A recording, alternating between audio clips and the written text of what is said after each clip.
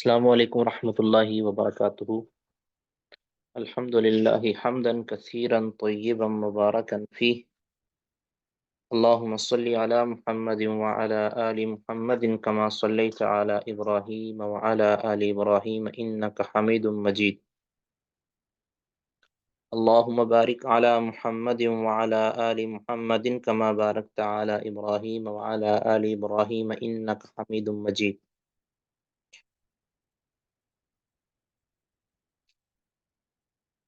رب یسر ولا تعسر وتمم بالخیر، اللهم لا سهل إلا ما جعلته سهلا وأنت تجعل الحزن إذا شئت سهلا، رب اشرح لي صدري ويسر لي أمري واحلل عقدة من لساني يفقهوا قولي۔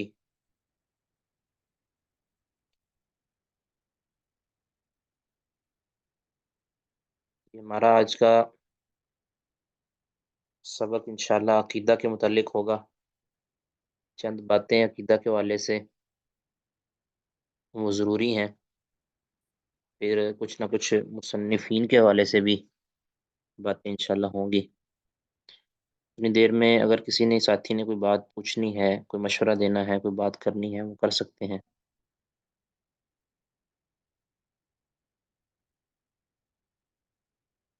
جی،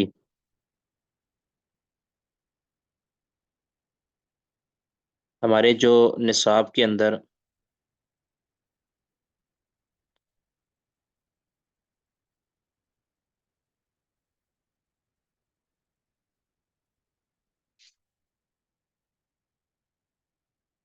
ہمارے نصاب میں جو عقیدہ توحید کا لیکچر ہے، یعنی اس عقیدہ توحید کے پیریڈ کے اندر 4 کتابیں ہیں۔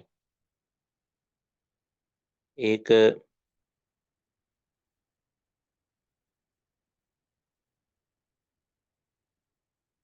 کتاب التوحید ہے شیخ محمد بن عبد الوہاب رحمہ اللہ کی، دوسری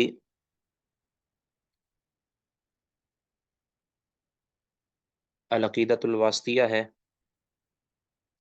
تیسری تقویۃ الایمان ہے، اور چوتھی غالباً اگر مجھے بھول نہ ہو تو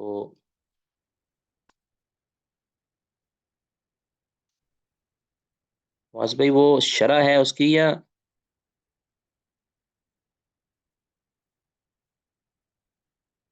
یعنی شرح تحاویہ ہے یا صرف تحاویہ ہے؟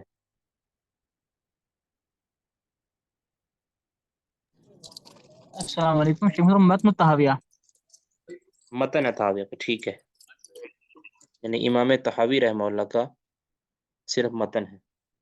جی ٹھیک ہے، یہ 4 کتابیں تو ہم اس پر انشاءاللہ بات کرتے ہیں۔ سب سے پہلے عقیدہ کا لفظی معنی آپ جانتے ہیں کہ گرہ لگانا اور مضبوطی کے ساتھ تھامنا کسی چیز کو، اور اللہ کے متعلق، اللہ کے رسول کے متعلق، فرشتوں، کتابوں، آخرت اور تقدیر وغیرہ کے متعلق ایک اپنا ایمان بنانا اور اس ایمان پر جم جانا، استقامت اختیار کرنا، اس کو اپنے دل سے، اپنے عقیدے سے، اپنے عمل سے اس کو نکلنے نہ دینا، اس کو کہتے ہیں عقیدہ۔ ٹھیک ہے، عقیدہ پر یعنی ایک تو عقیدہ کا لفظ ہے نا، جس کو ہم کہتے ہیں کہ ایسے اعمال اور ایسے واجبات کہ جو کسی بھی شخص کو کرنے کے لیے ضروری ہوتے ہیں، اس کے بغیر انسان ایمان مومن نہیں ہوتا، اس کے اوپر عقیدہ کا لفظ بول دیا جاتا ہے۔ ٹھیک ہے،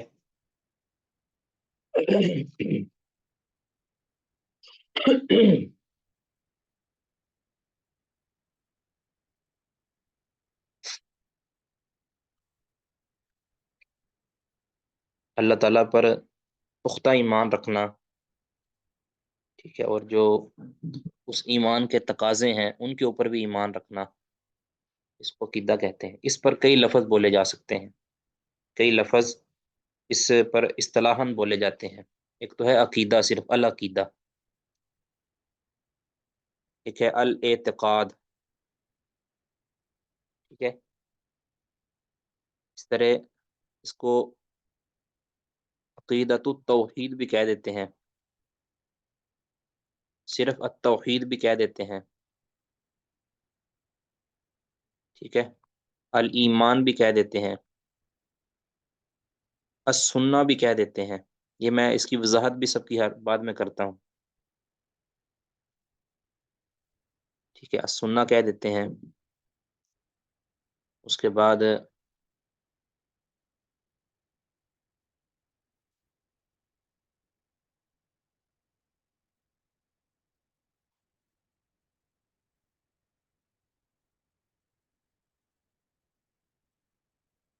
الاصول بھی کہہ دیتے ہیں. ٹھیک ہے. یہ مختلف الفاظ اس پر، یعنی وہ اس جازم عقیدے پر جو انسان کو رکھنا ضروری ہوتا ہے، جس کے بغیر انسان مومن نہیں بن پاتا. ٹھیک ہے. اس کو یہ کہہ دیتے ہیں، یہ الفاظ اس پر بولے جا سکتے ہیں. اور انہی الفاظ کے حوالے سے اہل علم کی کتابیں ہیں پھر. ٹھیک ہے. میں وہ کتابیں آپ کو لکھواؤں گا، صرف میں تھوڑا وضاحت کرتے کرتے نا. العقیدہ ہے. ٹھیک ہے. یہ آپ جانتے ہیں العقیدۃ الطحاویہ. ٹھیک ہے. یہ بھی ہے العقیدۃ الواسطیہ جس طرح کتاب ہے. تو یہ عقیدہ اس میں بیان کیا گیا ہے. الاعتقاد، اعتقاد کے اندر آپ امام بہقی، ابو بکر البہقی، یہ میں لکھواؤں گا. ان کا سن ان کا ویسے ہے 458. ان کی کتاب ہے الاعتقاد. ٹھیک ہے. اس کے علاوہ الاعتقاد الخالص ایک کتاب ہے ابن العطار رحمہ اللہ کی. ٹھیک ہے. اس کے علاوہ آگے عقیدہ توحید، اس کو ہم اپنی زبان میں جیسے کہہ دیتے ہیں عقیدہ التوحید. ٹھیک ہے. تو اس طرح التوحید، اس پر بھی کتابیں ہیں علماء کی. التوحید امام ابن خزیمہ رحمہ اللہ کی ہے. کتاب التوحید اسی طرح کتاب التوحید امام بخاری رحمہ اللہ نے بھی قائم کی ہے اپنی صحیح بخاری کے آخر کے اندر. اور بھی علماء کی کتاب التوحید. اس طرح ہماری یہ کتاب جو محمد بن عبد الوہاب رحمہ اللہ کی ہمارے نصاب میں ہے، وہ ہے کتاب التوحید. ٹھیک ہے. الایمان، ایمان نام سے بھی کئی کتابیں ہیں. اس طرح ابن مندہ رحمہ اللہ کی الایمان ہے. حافظ ذہبی رحمہ اللہ کی الایمان ہے. اور اس طرح اور بھی علماء ہیں جن کی الایمان نام سے کتابیں ہیں. ٹھیک ہے. اس طرح السنہ ہے. السنہ اس نام سے بھی کئی کتابیں ہیں. ایک سنہ امام احمد بن حنبل رحمہ اللہ کی ہے. ٹھیک ہے. ایک کتاب سنہ امام محمد بن نصر مروزی رحمہ اللہ کی ہے. اس کے علاوہ اور بھی ہیں جو سنہ اس نام سے کتابیں مل جاتی ہیں. کیا فرق پڑتا ہے؟ سن کے پڑھ لینے تو روایت نے. جی. السنہ کے بعد ہے الاصول. اس کو اصول السنہ کے ساتھ بھی کہہ دیتے ہیں، اصول السنہ. یہ بھی امام احمد بن حنبل رحمہ اللہ کے بیٹے کی غالباً ہے. اس طرح یعنی مختلف نام اس کے اوپر بول دیے جاتے ہیں. تو عقیدہ اور اعتقاد یہ ایک ہی، یعنی اشتقاق ان کا ایک ہی ہے تقریباً. ایک ہی اس کا مادہ ہے عقد.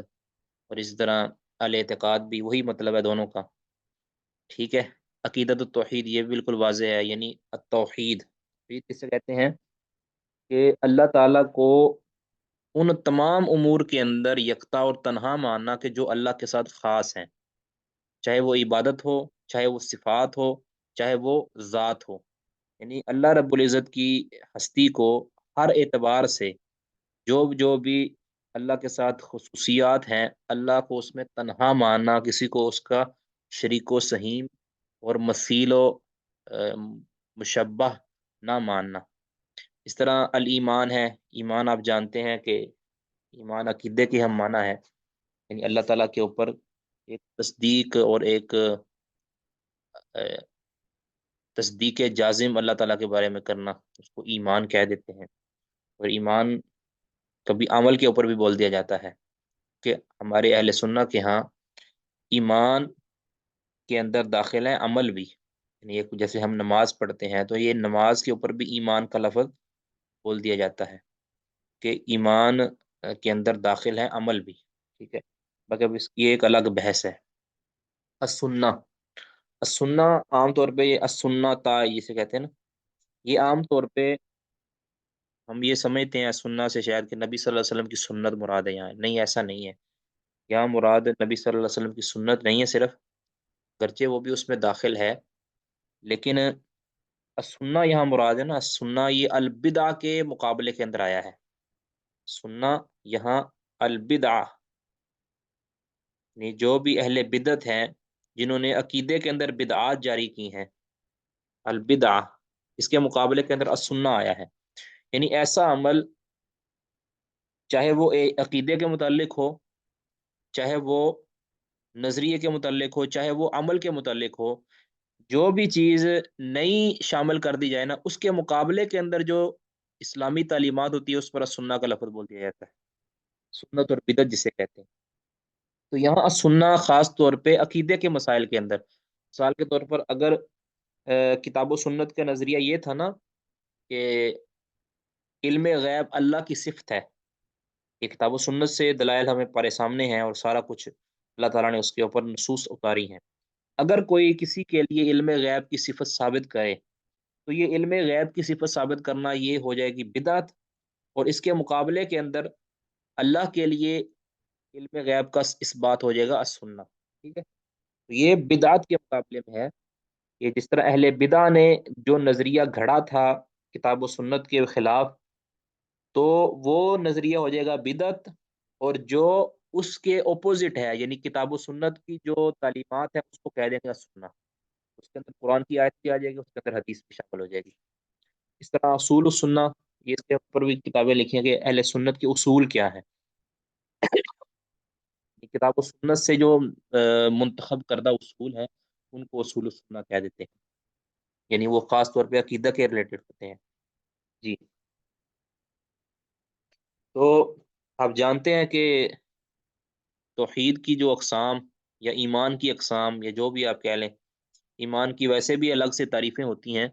ایمان جس طرح ان تؤمن باللہ و ملائکتہ و کتبہ و رسلہ، جس حدیث جبریل کے اندر آیا ہے، ایمانیات ستہ جس کو کہتے ہیں، اللہ پر ایمان، اللہ کے ملائکہ پر ایمان، اللہ کی نازل کردہ آسمانی کتابوں کے پر ایمان، اللہ کے بھیجے ہوئے سچے رسولوں اور نبیوں پر ایمان، نمبر 5 آخرت پر ایمان، اور نمبر 6 تقدیر پر ایمان۔ یہ ایمانیات ستہ ہیں، اور پھر اس کی آگے بڑی لمبی تفصیل ہے، ٹھیک ہے، بڑی لمبی تفصیل ہے۔ کئی بار ایمان باللہ کے اندر دوسری چیزیں بھی داخل ہو جاتی ہیں، یعنی ایمان باللہ، اللہ پر ایمان جس طرح آتا ہے نا قرآن پاک کے اندر بھی آتا ہے، حدیث کے اندر بھی آتا ہے، من کان یؤمن باللہ والیوم الاخر، وہاں دوسری چیزوں کو ذکر نہیں کیا جاتا، وہاں ایمان باللہ کے اندر باقی ساری چیزیں داخل ہو جاتی ہیں، کیونکہ رسولوں پر ایمان، کتابوں پر ایمان، یہ باقی چیزوں پر ایمان لانے کا حکم بھی اللہ نے ہی دیا ہے، تو گویا جو اللہ پر ایمان لے آتا ہے وہ دوسری چیزوں پر بھی ایمان لے آتا ہے۔ لیکن جب یہاں ایمانیات ستہ کے اندر اس حدیث کے اندر یعنی حدیث جبریل کے اندر رسول اللہ صلی اللہ علیہ وسلم نے اس کو الگ الگ بھی ذکر کر دیا ہے، اس کی تفصیل ہونے کی وجہ سے کہ ہر ایک جو ایمان کی جزو ہے، ایمان کی جو ہر ایک شاخ ہے، وہ اپنے اندر ایک بڑا سمندر لیے ہوئے ہے، اس لیے نبی صلی اللہ علیہ وسلم نے موٹی موٹی چیزیں الگ سے بیان کر دی۔ باقی جو بندہ اللہ پر پختہ ایمان لے آتا ہے، ایمان کی غیب، تو اللہ کے احکامات اس کے اندر خود بخود شامل ہو جاتے ہیں۔ اللہ نے جو ایک عقیدے کے متعلق بتایا ہے، جو اللہ تعالیٰ نے ایمان کے متعلق بتایا، اور جو بھی اللہ رب العزت نے عمل کے متعلق بتایا ہے، اس کے اوپر ایمان لانا، یہ اللہ پر ایمان کے اندر داخل ہو جاتا ہے۔ اچھا، اب اس میں نا عقیدے کے باب کے اندر دو گروہ بن گئے ہیں، نہیں، ایک تو ہے نا جس کو ہم کہتے ہیں کہ صحیح العقیدہ، ہماری اصطلاح کے اندر یہ لفظ بولا جاتا ہے نا، صحیح العقیدہ. تو یہ کون ہوتے ہیں، یہ ہم نے سمجھنا ہے. صحیح العقیدہ ہوتے کون ہیں؟ اور اس کو سمجھنے سے پہلے رسول اللہ صلی اللہ علیہ وسلم کی وہ حدیث ہمیں سامنے لے آنی چاہیے. رسول اللہ صلی اللہ علیہ وسلم نے فرمایا تھا کہ بنی اسرائیل کے 72 فرقے بن گئے، اور میری امت کے 73 فرقے بن گئے، 73 فرقے بنیں گے. کلہم فی النار الا ملۃ واحدہ، سب جہنم میں جائیں گے سوائے ایک فرقے کے، اور وہ فرقہ وہی ناجی فرقہ ہوگا. اور دوسری حدیث کے اندر رسول اللہ صلی اللہ علیہ وسلم نے فرمایا لا تزال طائفۃ من امتی منصورین علی الحق حتی یاتی امر اللہ. یہاں آخر میں الفاظ ہیں حتی یاتی امر اللہ، یعنی اللہ کا حکم، یعنی قیامت آنے تک میری امت کا ایک گروہ ہمیشہ حق پر رہے گا. اس کا مطلب یہ ہے کہ نبی صلی اللہ علیہ وسلم کی بعثت سے لے کر قیامت کی صبح تک ایک فرقہ ایسا رہے گا کہ جو اس کا وجود یعنی ہر وقت رہے گا، چاہے وہ دنیا کے کسی خطے میں ہو، اس کی تعداد کم ہو یا زیادہ ہو، ہر وقت اس کا وجود رہے گا. اب وہ وجود کون سا ہے، وہ کون سا فرقہ ہے جو اس عقیدے پر ہے کہ جس کو نبی صلی اللہ علیہ وسلم نے نجات پانے والا فرقہ کہا تھا اور اس کو جنتی گروہ قرار دیا تھا. تو وہ یقینی طور پہ اس کو پہچاننا، اس کو جاننا ضروری ہے. تو اور پھر اس کے ساتھ ساتھ یہ بھی ثابت ہوا کہ جو ایک گروہ تو جنتی ہے، ایک تو ناجیت، لیکن اس کے ساتھ ساتھ دوسرے گروہ بھی ہوں گے، یعنی ایسے گروہ بھی ہوں گے کہ جو جنتی نہیں ہے. تو یہ جو لوگ کہتے ہیں نا کہ سارے ہی صحیح ہیں، یہ سب سے بڑی، یعنی سب سے بڑی جھوٹی بات ہے. اور یہ اللہ کے رسول صلی اللہ علیہ وسلم کی بات کو، آپ کی حدیث کو دراصل جھٹلانے والی بات ہے.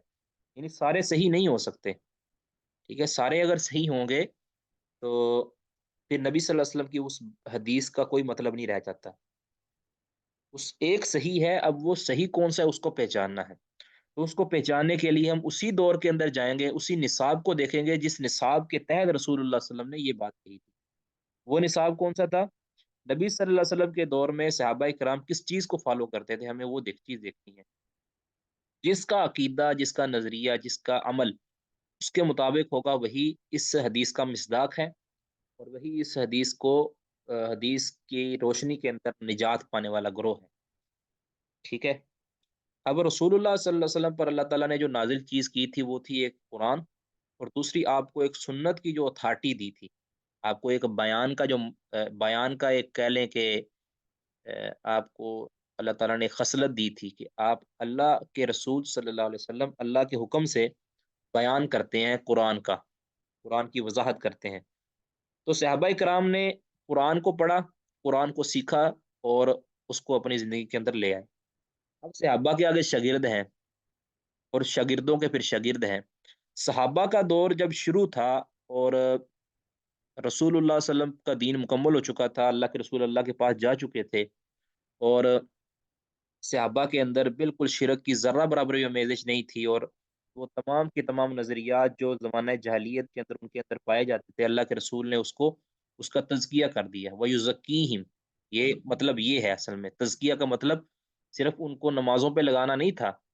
تزکیہ کا اصل مقصد یہ تھا کہ ان کے اندر جو برے نظریات اور برے خیالات تھے، اور جو بری ایک سوچیں چل رہی تھی آباء و اجداد سے، ان کو نبی صلی اللہ علیہ وسلم کتاب و سنت اور حکمت کے ساتھ ان کو دھو رہے تھے، اور ان کا تزکیہ کر رہے تھے.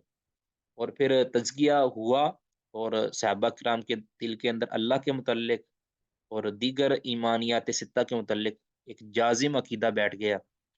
اور پھر صحابہ کرام اس کہہ لیں کہ روشن صبح کے اندر داخل ہو چکے تھے کہ جس روشن صبح پر نبی صلی اللہ علیہ وسلم ان کو چھوڑ کے گئے تھے. فرمایا نا رسول اللہ صلی اللہ علیہ وسلم نے کہ ترکتکم علی الملت البیضاء، کہ میں تمہیں چھوڑے جا رہا ہوں ایک روشن ملت پر، لیلوہا کا نہاریہا، اس کی دن رات بالکل روشن ہے، یعنی دن اور رات کے اندر اس میں کوئی فرق نہیں ہے.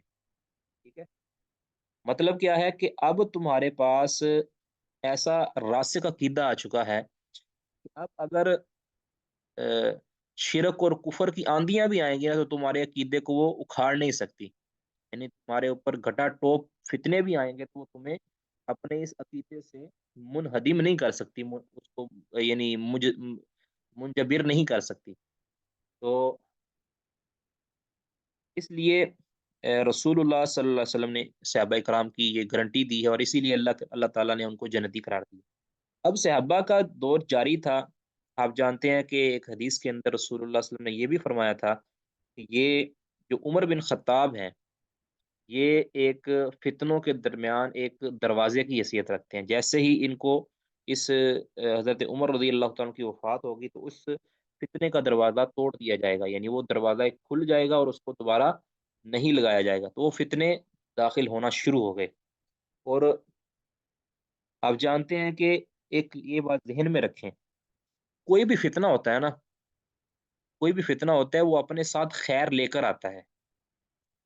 ये बात नोट करने वाली है। हम जो कहते हैं ना कई बार, अगर कोई उलमा किसी की निशानदेही करते हैं ना कि वो बंदा बुरा है, उससे बच जाओ, तो हम उसकी अच्छाइयां गिनवाना शुरू कर देते हैं।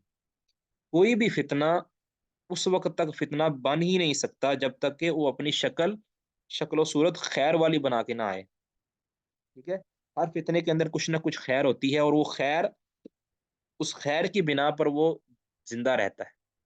तो सहाबाए कराम का दौर, यानी हजरत उस्मान रजी अल्लाह तआला का दौर, हजरत अली रजी अल्लाह तआला का दौर, आप जानते हैं खारिज का फितना वो पैदा हो चुका था। खारिज वो किस कुरान की आयत लेकर आते थे, यानी कुरान की आयत लेकर वो आए, और उन्होंने रसूलुल्लाह सल्लल्लाहु अलैहि वसल्लम के सहाबाए किराम रिजवानुल्लाह अलैहिम अजमईन पर नुक्ताचीनी की, यानी उनके ईमान को नाउज बिल्ला चैलेंज किया कि वो शायद मोमिन नहीं है। ये बहुत बड़ी एक जसारत थी जो उन्होंने की। अब अब रास्ता क्या था? अब कुरान की आयतें वो भी पढ़ते थे, इन अनिल हुक्म इल्ला लिल्लाह, इनिल हुक्म इल्ला लिल्लाह, कि हुक्म सिर्फ अल्लाह का है, लिहाजा हजरत अली के हम हुक्म नहीं मानेंगे, नाउज़ बिल्लाहि मिन ज़ालिक। वो कहते थे कि हजरत अली रजी अल्लाह अन्हु का आर्डर मानना वो अल्लाह के हुक्म को मानने के बरक्स है, तो लिहाजा हम अल्लाह का हुक्म मानेंगे, हम इनको अमीरुल मोमिनीन नहीं मानते। यानी इस तरह की उन्होंने बातें करना शुरू कर दी। उसी से फिर उनके मुकाबले के अंदर अब रवाफिज भी खड़े हुए। ठीक है। यानी जिन्होंने हजरत अली की शान में गुलू करना शुरू कर दिया, एक ने तनकीस करना शुरू कर दी, एक ने गुलू करना शुरू कर दिया। तो फिर इसी से जो है वो इस फितने के, इस अकीदा तौहीद के अंदर दरारें पड़ना शुरू हो गई। एक मिल्लत हमेशा हक पर रही, ये याद रखें। एक मिल्लत सहाबा के दौर से हक पर रही। सहाबा ने फिर ताबईन को दीन सिखाया। अब मजे की बात यह है कि जब ये फितना उठा था, खारिज का फितना, ये बड़ी अहम बात है। खारिज का फितना उठा था, तो हजारों की तादाद में, बिला मुबालगा कह रहा हूँ, हजारों की तादाद में, बल्कि शायद लाखों की तादाद में हो, हजारों की तादाद में कम अज कम। और हजारों की तादाद कितनी, जो लाख के करीब करीब पहुंचती है। मैं इसकी आपको दलील अभी निकाल के दिखाता हूँ। लाखों और हजारों की तादाद के अंदर लोग ख्वारिज का शिकार हो गए, यानी वो ख्वारिज की सफ के अंदर शामिल हो गए। तो अब उनको समझाना भी था। कुछ सादा लोग थे, कुछ पढ़े लिखे लोग भी थे, यानी उनमें कोई सहाबी नहीं था, ये ज़हन में रखें।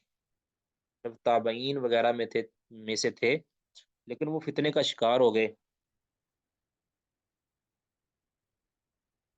और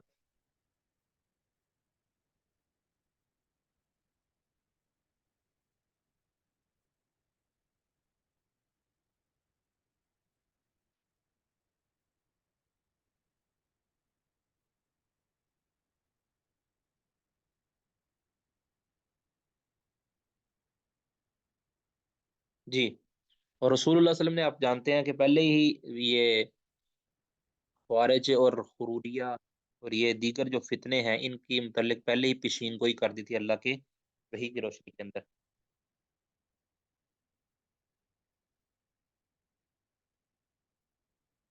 तो अब कितने लोग थे? हजारों की तादाद में। उसकी दलील क्या है कि जब ये निकले ना, इन्होंने जब یہ حضرت علی رضی اللہ تعالیٰ کے مقابلے کے اندر آئے، تو پھر سیدنا عبداللہ بن عباس رضی اللہ تعالیٰ عنہ سیدنا علی رضی اللہ تعالیٰ کی طرفداری کرتے ہوئے اور ان کا نمائندہ بن کے ان کے پاس تھے، اور کہا کہ میں تمہارے ساتھ بات کرنا چاہتا ہوں۔ تو ان کے ساتھ ایک مکالمہ اور ایک مناظرہ ہوا، اور انہیں کہا کہ تم اپنے دلائل پیش کرو۔ انہوں نے کچھ دلائل پیش کیے، حضرت عبداللہ بن عباس رضی اللہ تعالیٰ نے ان کا تسلی بخش جواب دیے، اور کہا کہ تم یہ باتیں جو کر رہے ہو، یہی باتیں صحابہ کرام کے علم کے اندر بھی ہیں، یہ جو آیات تم پڑھتے ہو یہ آیات صحابہ کے علم کے اندر بھی ہے، صحابہ کے علم کے اندر بھی ہے، لیکن وہ اس کا یہ معنی نہیں کرتے، وہ اللہ رب العزت کی وحی کے شاہد ہیں، اور اللہ رب العزت نے ان کے ہوتے ہوئے قرآن کو نازل کیا ہے۔ اور پھر انہوں نے دلائل بھی دیے، بڑے دلائل دیے، یعنی نا اتنے دلائل دیے، بڑی تفصیلی روایت ہے ایک مسند احمد کی، ٹھیک ہے۔ تو ان کی اس دعوت کی وجہ سے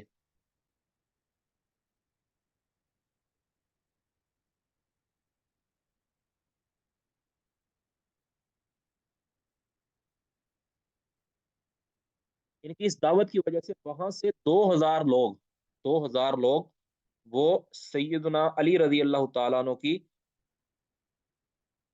سیدنا علی رضی اللہ تعالیٰ عنہ کی جماعت کے اندر شامل ہو گئے، دوبارہ واپس آ گئے، یعنی انہوں نے رجوع کر لیا۔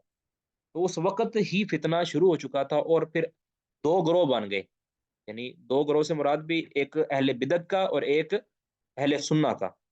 اہل سنہ یعنی اہل بدعت کے مقابلہ کے اندر پھر ضرورت پیش آئی کہ ہاں اہل سنہ نے، صحابہ کا دور گیا، جس طرح تدوین ہوتی ہے نا، حدیث کی تدوین جس طرح بعد میں ہوئی ہے باقاعدہ، اس طرح عقیدے کے اوپر پھر کتابیں لکھی گئی، اور اہل علم نے پھر بڑی بہترین کتابیں لکھی، اور پھر ایک جو کہہ لیں کہ ایک تفریق پیدا ہوگی ایک اہل سنہ کے درمیان، یعنی صحیح العقیدہ لوگوں کے درمیان، اور جو بد عقیدہ لوگ ہیں یا جن کا عقیدہ کتاب و سنت کے منافی ہے، ان کے بغیر، ان کے درمیان۔ تو فرق کیا تھا دونوں کے اندر؟ اب یہ نہیں فرق تھا کہ اہل سنت جو ہیں وہ اپنی تعلیمات یا اپنے عقائد وہ کچھ کتاب و سنت سے لیتے تھے، اور دوسرے جو ہے اپنے عقائد وہ تراث سے لیتے تھے، ایسا یہ فرق نہیں ہے ان کے اندر۔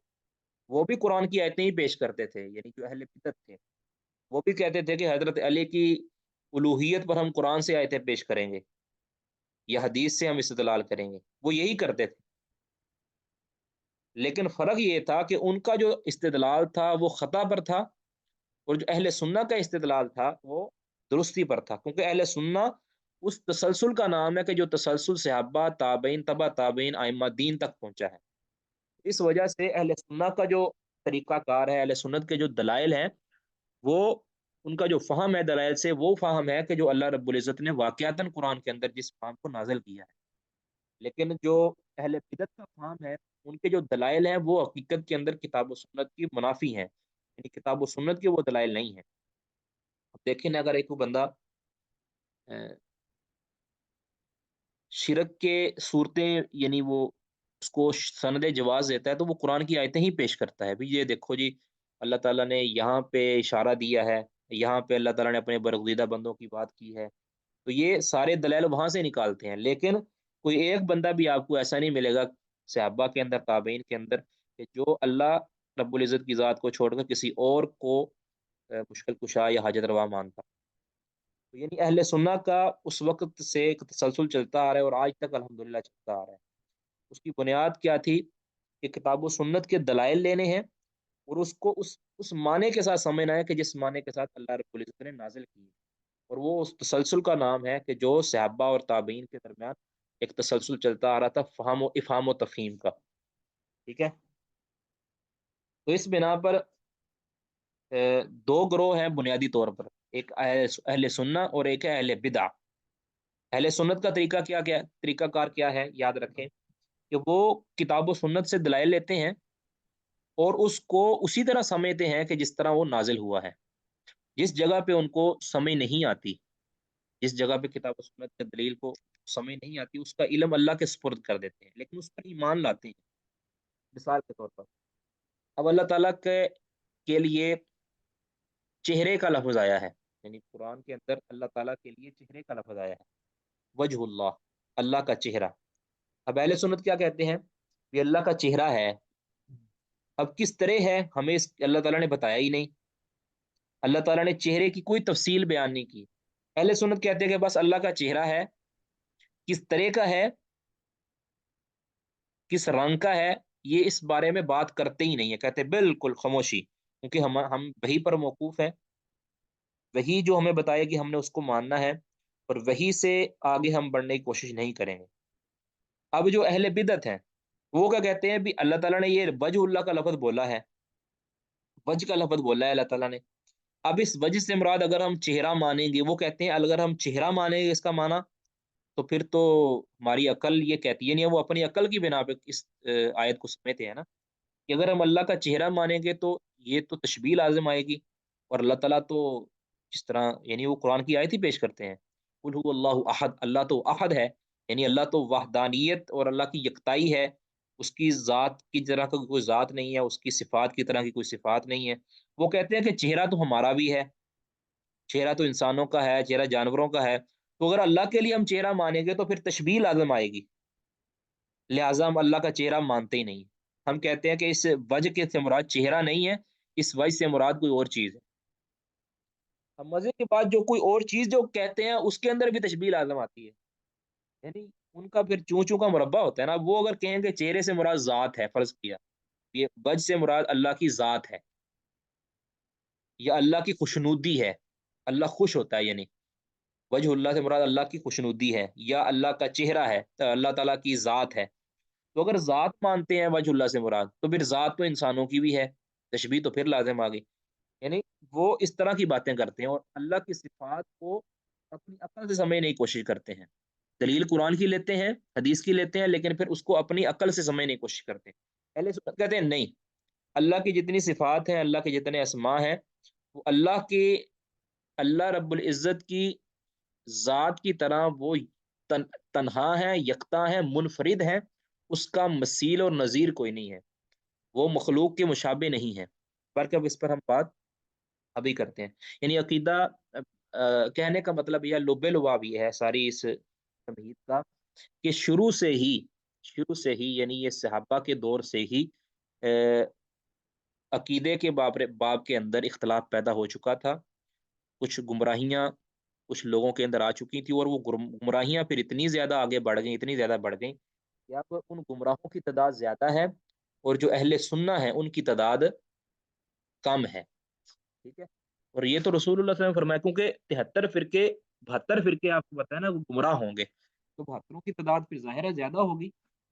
اور ایک فرقہ وہ ہر دور کے اندر چاہے وہ قلیل ہی کیوں نہ ہو، کسی علاقے میں قلیل ہے، کہیں کسی میں کثیر ہے، تو عدد کی بات قطعاً نہیں ہے، کبھی بھی عدد کی بات رسول اللہ صلی اللہ علیہ وسلم نے اللہ تعالیٰ نے کی ہی نہیں ہے.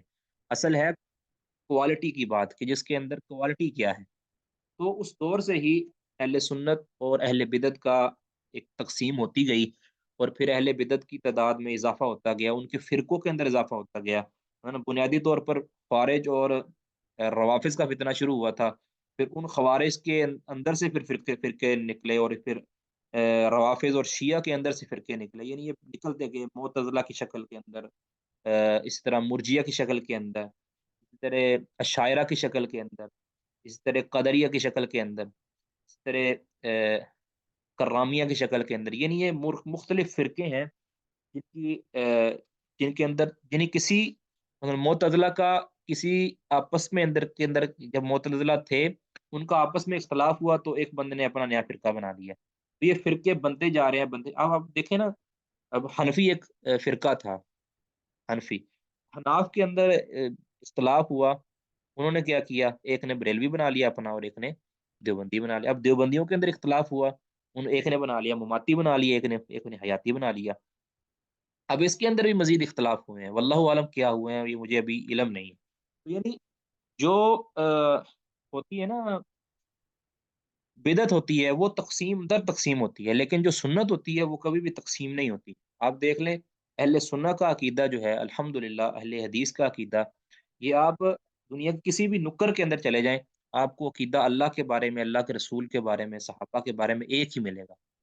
ٹھیک ہے. تو یہ ایک اس کا امتیاز ہے عقیدہ کا، کہ اس کے اندر تقسیم کی کوئی گنجائش نہیں ہے. اہل سنت اور اہل حدیث کے عقیدہ کے اندر تقسیم کی گنجائش نہیں ہے، لیکن اہل بدعت کے عقیدے کے اندر تقسیم در تقسیم ہوتی جاتی ہے، اور ان کے اندر تھوڑا بہت فرق ہوتا ہے، تھوڑا سا اختلاف ہوتا ہے، تو وہ اپنے اس راستے کو جدا کر لیتے ہیں دوسروں سے۔ تو یہ یعنی ایک تفریق چلتی آ رہی ہے، تو ہم نے پھر عقیدہ جو صحیح اہل سنہ والا عقیدہ ہے اس کو ہم نے پڑھنا ہے، اور اسی کے متعلق پھر اہل سنہ نے، اہل حدیث نے کتابیں لکھی ہیں، محدثین نے کتابیں لکھی ہیں، اور اپنی حدیث کی کتابوں کے اندر اس کے اوپر ابواب قائم کیے ہیں، اور اس کے اندر کتابیں مرتب کی ہیں، کتاب التوحید کے نام سے، کتاب الایمان کے نام سے، ٹھیک ہے؟ تو یہ اس لیے کی ہیں، پھر ان کتاب التوحید کے اندر بھی، کتاب الایمان کے اندر بھی انہوں نے فرقے باطلہ کا رد کیا ہے، ان کے اٹھنے والے اعتراضات کا رد کیا ہے۔ ان کے ہاں اہل سنت اور اہل بدعت کے درمیان فرق صرف یہی ہے کہ ایک عقل کے بنا پر بات کرتا ہے، دوسرا نقل اور فہم سلف کی بنا پر بات کرتا ہے، بس یہ فرق ہے، ٹھیک ہے؟ جو عقل کی بنا پر کرتا ہے پھر اس کی آگے پھر تقسیمیں ہیں، کوئی علم الکلام کی بنیاد پہ کرتا ہے، کوئی علم المنطق کی بنیاد پہ کرتا ہے، کوئی اہل جو رائے کی بنیاد پہ کرتا ہے، یعنی اس طرح ان کی پھر آگے تقسیم در تقسیم ہوتی جاتی ہے، اور آج تک ہو رہی ہے، اور قیامت تک ہوتی بھی رہے گی، ٹھیک ہے؟ تو جب انسان صحابہ کے عقیدے سے انحراف کر لیتا ہے نا، تو پھر وہ اس کے لیے گمراہی پھر اس کے لیے کوئی راستہ نہیں رہتا، کوئی اور واپسی کا راستہ اس کے لیے تقریباً ناممکن ہو جاتا ہے۔ تو آپ جانتے ہیں عقیدہ کی، توحید کی جو جو مشہور تین ہی تقسیمیں ہیں، ٹھیک ہے؟ ایک ہے توحید الربوبیہ، اللہ رب العزت کو ربوبیت کے اندر واحد ماننا، یعنی واحد ماننا اور یکتا ماننا، اکیلا ماننا۔ وہ کیا ہوتا ہے؟ ربوبیت ہوتی ہے کہ پیدائش سے لے کر، عدم سے لے کر وجود میں لانے تک اس کے اندر اللہ اکیلا ہے، یعنی کسی بھی چیز کو عدم سے وجود میں لے کر آنے والی ذات صرف اللہ کی ذات ہے، ٹھیک ہے؟ کوئی بھی کسی بھی چیز کو عدم سے وجود میں نہیں لا سکتا، ٹھیک ہے؟ اگر کوئی کسی کے لیے عدم سے وجود میں لانے کی کوالٹی مانے گا تو وہ دراصل شرک کرے گا، دراصل۔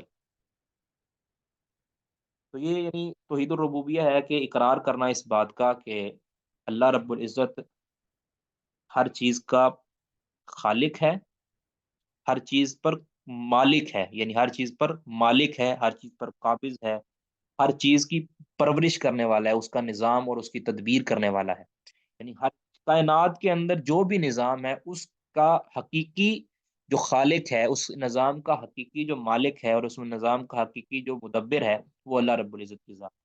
باقی یہ ضرور ہے اللہ تعالیٰ نے دنیا کے نظام بعض لوگوں کے سپرد کیے ہیں، یعنی اس طرح کے ایک بچہ، اس کی نان و نفقہ باپ کے ذمہ کیا ہے اللہ تعالیٰ نے، لیکن وہ نان و نفقہ کا حقیقی جو خالق ہے وہ اللہ رب العزت کی ذات ہے، ٹھیک ہے؟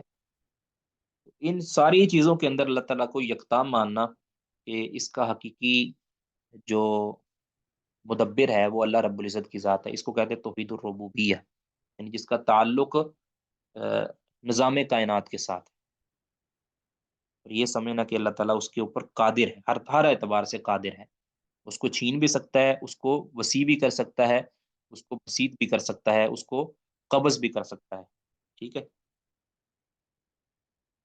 آگے ہے توحید توحید الالہیہ، یا توحید الالوہیہ، یا توحید العبادہ، اس کو مختلف نام دیے گئے ہیں، ٹھیک ہے؟ یہ ہے کہ عبادت کی جملہ اقسام، جتنی بھی اقسام ہے عبادت کی، جتنی بھی اقسام ہے پوجنے کی جتنی بھی اقسام ہے، اس کو اللہ رب العزت کے لیے تنہا کر دینا، اللہ کے لیے خاص کر دینا، کسی اور کو اس کے اندر شریک و سہیم نہ ماننا، ٹھیک ہے؟ سب سے پہلے تو یعنی یہ دل کے اندر اقرار رکھنا کہ جو توحید الربوبیہ میں نے مان لی ہے، اللہ کو رب مان لیا ہے، اب اس کی بنیاد پر جو عبادت کا حق رکھتا ہے، عبادت کا حق رکھتا ہے، وہ صرف اللہ کی ذات ہے۔ اب یہ درمیان میں عقیدہ رکھنا، جازم عقیدہ رکھنا کہ عبادت کا جو جتنا بھی عبادت کا جتنا بھی حق ہے وہ صرف اللہ رب العزت کی ذات کا ہے، اور پھر عبادت کے اندر جتنی بھی اس کی اقسام ہیں، جس طرح دعا ہے، دعا بھی عبادت ہے، اس طرح محبت کرنا یہ بھی عبادت ہے، اس طرح خوف، اس طرح امید رکھنا، توکل کرنا کسی ذات پر، تو بھروسہ ہی نہیں، یہ ساری چیزیں اللہ رب العزت کے لیے کر دینا، نماز ہے، روزہ ہے، حج ہے، زکوٰۃ ہے، جس کو قرب کا ذریعہ سمجھتے ہیں، جس کو بھی قرب کا ذریعہ سمجھا جائے اس چیز کو اللہ کے لیے خالص کر دینا، اور بالخصوص ان چیزوں کو جس کو اللہ تعالیٰ نے اپنے لیے خاص کیا ہے، اپنے لیے عبادت کہا ہے کہ یہ میری عبادت ہے، اس کو اللہ کے لیے خاص کر دینا، اس کے اندر کسی کو شریک نہیں کرنا۔ اب اگر کوئی اس کے اندر کسی کو شریک کرے گا تو وہ شرک کا ارتکاب کرے گا۔ اگر کوئی کہے گا کہ سجدہ، سجدہ یہ تعبدی، یاد رکھیں سجدہ تعبدی، اگر کوئی اللہ کے علاوہ کسی اور کے لیے جائز بھی سمجھے گا تو وہ مشرک ہو جائے گا۔ سجدہ تعظیمی کی بات نہیں، سجدہ تعظیمی بھی اگرچہ اللہ کے علاوہ کسی اور کے لیے کرنا یہ حرام ہے، لیکن یہ انسان کو مشرک نہیں بناتا، یعنی شرک اکبر اور خارج عن الملہ نہیں کرتا۔ اچھا، تیسری جو قسم ہے، جو سب سے اہم قسم ہے، جو دونوں کو اپنے اندر سموئے ہوئے ہے، وہ ہے توحید الاسماء والصفات، اللہ تعالیٰ کے اسماء اور صفات۔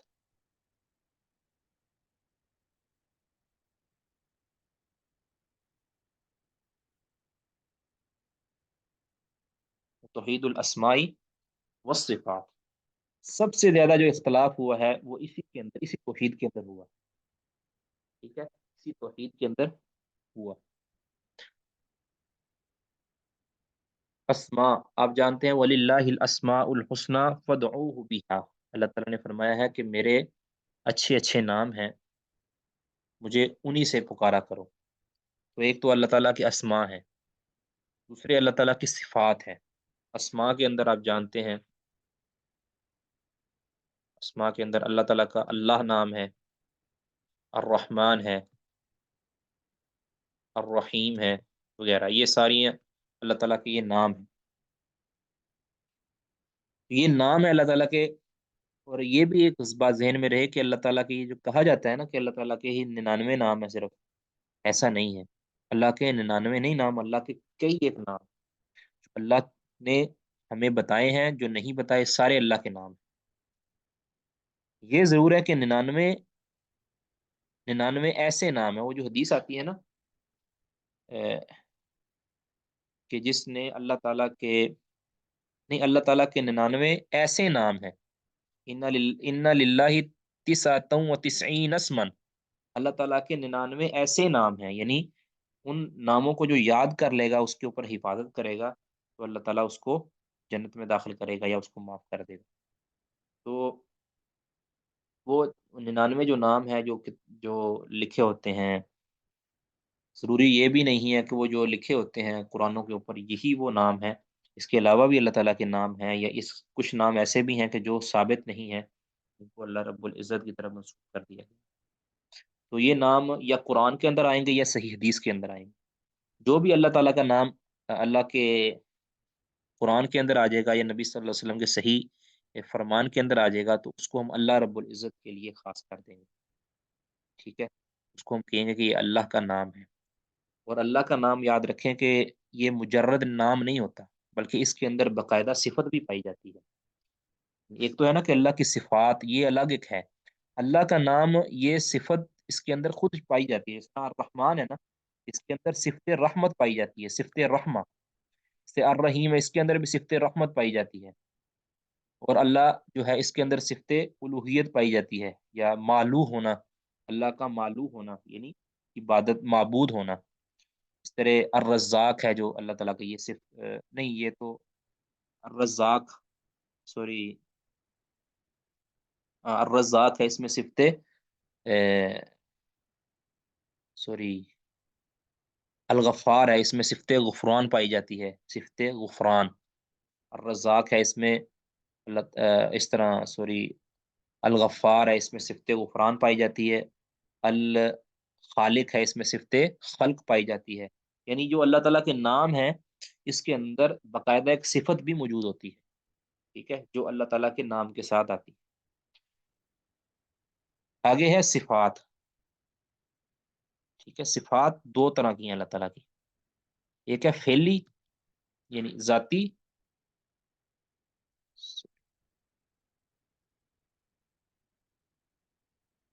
صفات اللہ تعالیٰ کی دو طرح کی ہیں، ذاتی، فعلی۔ ٹھیک ہے، صفات ذاتی کیا ہوتی ہے اور فعلی کیا ہوتی ہے؟ یعنی صفات ذاتی کا مطلب ہے کہ جو اللہ کی ذات کے ساتھ ہے، یعنی اللہ کی ذات کے ساتھ ہے، جو صادر اللہ سے نہیں ہوتی، صرف اللہ کی ذات کے ساتھ ہے، جیسے صفت وجہ ہے۔ صفات ذاتی کیا ہے؟ صفت جیسے وجہ ہے، چہرہ اللہ تعالیٰ کا، صفت ید ہے، یعنی جو اللہ تعالیٰ کی ذاتی صفات ہیں۔ ٹھیک ہے، اور اسی طرح اور بھی ہیں، اللہ تعالیٰ کی صفت قدم اللہ کے لیے ثابت ہے، اللہ تعالیٰ کے لیے صفت عین ثابت ہے، اللہ تعالیٰ کی ہاتھ ہے، کان، اللہ تعالیٰ کے نعوذ باللہ کان نہیں، اللہ تعالیٰ کے وجہ، وجہ میں نے چہرہ ہے، اللہ تعالیٰ کا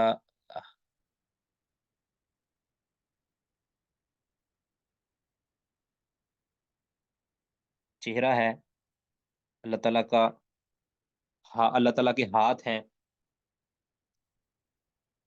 اللہ تعالیٰ کے ہاتھ ہیں، اس طرح اللہ تعالیٰ کا قدم ہے، رجل جسے کہتے ہیں، قدم بھی، اور یہ اللہ تعالیٰ کی ذاتی صفات ہیں۔ ٹھیک ہے، دوسری ہوتی ہے صفات فعلیہ۔ صفات فعلیہ یہ اللہ تعالیٰ کا جو اللہ تعالیٰ کام جو اللہ تعالیٰ سے صادر ہوتا ہے نا، جو اللہ تعالیٰ کام کرتا ہے، جس مثال کے طور پر آپ نے یہ حدیث سنی ہوئی ہے نا کہ اللہ تعالیٰ رات کے آخری حصے میں اللہ تعالیٰ آسمان دنیا پر تشریف لاتے ہیں، تو یہ اللہ تعالیٰ کا تشریف لانا، مجیء جس کو کہتے ہیں، صفت مجیء یا صفت نزول اس کو کہتے ہیں، یہ نزول فرمانا اللہ تعالیٰ کا، یہ فعلی ہے نا، یہ فعل ہے نا، تو یہ اللہ تعالیٰ کی صفت ہے۔ اسی طرح استوا، یہ اللہ تعالیٰ کی صفت فعلیہ ہے۔ اس طرح صفت ضحک، اللہ تعالیٰ ہنستا ہے، اب یہ اللہ تعالیٰ کی صفت ہے۔ تو ان کے اندر یہ جتنی بھی صفاتیں چاہے فعلیہ ہوں یا ذاتیاں ہوں، اس کے اندر ایک بات ذہن میں رکھیں، اس کے اندر ہم نے اللہ تعالیٰ کو یکتا ماننا ہے، اللہ تعالیٰ یکتا ہے، یعنی ان صفات کے اندر ہم یہ، گرچہ اب ہنسنا یہ انسانوں کی بھی صفت ہے، نازل ہونا یہ انسانوں کی بھی صفت ہے، مستوی ہونا یعنی چڑھنا بلند ہونا یہ انسانوں کی بھی صفت ہے، یاد انسانوں کی بھی صفت ہے، وجہ انسانوں کی بھی صفت ہے، لیکن اللہ رب العزت کی صفت اس کی شان کے لائق ہے، کما یلیق بشان ہی، یہ علماء اس طرح کی بات نقل کرتے ہیں، اللہ کی صفت اللہ کی شان کے لائق ہے، اس کے اندر کوئی شریک نہیں ہے، اور انسانوں کی صفت صفت یہ انسان کے لائق ہے۔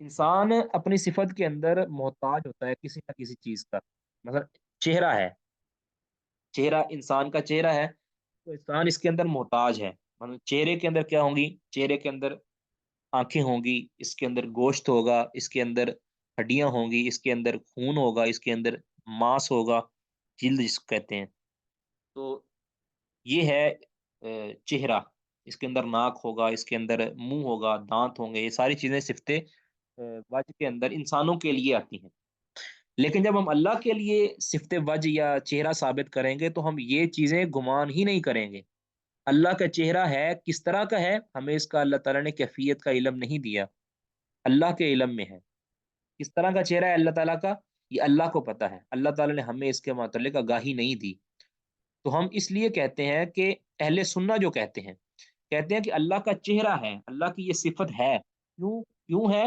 کیونکہ قرآن کے اندر اس کا ذکر آ گیا اور نبی صلی اللہ علیہ وسلم کے فرمان کے اندر اس کا ذکر آ گیا، اب اس کی ہم نے نہ کوئی اس کا اپنی طرف سے معنی بیان کرنا ہے، نہ اس کا ہم اپنی طرف سے تعویل کریں گے، تعویل مطلب بھی اس کو اپنے اصل معنی سے ہٹا کر ہم اس کا کوئی ایسا معنی کر دیں کہ جو اس کا اصل معنی نہیں ہے، بلکہ کوئی یعنی کہہ لیں کہ دوسرا معنی ہے، کوئی تعویل کر لینی، اصل معنی سے ہٹا کر دوسرے معنی کر دینا، تو اس کی تعویل نہیں کریں گے، نہ ہی اس کو مشابت دیں گے، مخلوق کے ساتھ مشابت بھی نہیں دیں گے۔ اللہ کا چہرہ ہے کیسا ہے اللہ کے علم میں ہے، لیکن اللہ کا چہرہ ہے جیسے اس کی شان کے لائق ہے، اللہ کا چہرہ اس کی شان کے لائق ہے، انسانوں کا چہرہ اس کی شان کے لائق ہے، اللہ کا ہاتھ اللہ کی شان کے لائق ہے، انسانوں کا ہاتھ انسانوں کے لائق ہے، انسانوں کی طرح۔ اور پھر یہ بھی ہے کہ اللہ تعالیٰ کی جو صفات ہے، ایک تو یہ ہے نا کہ اس کے اندر کسی کو تشبیہ نہیں دے سکتے، اللہ کی جو صفات ہیں وہ اس کے اندر یکتا ہے، تنہا ہے، اس کا کوئی ہمسر، کوئی شریک اور کوئی مثیل نہیں ہے۔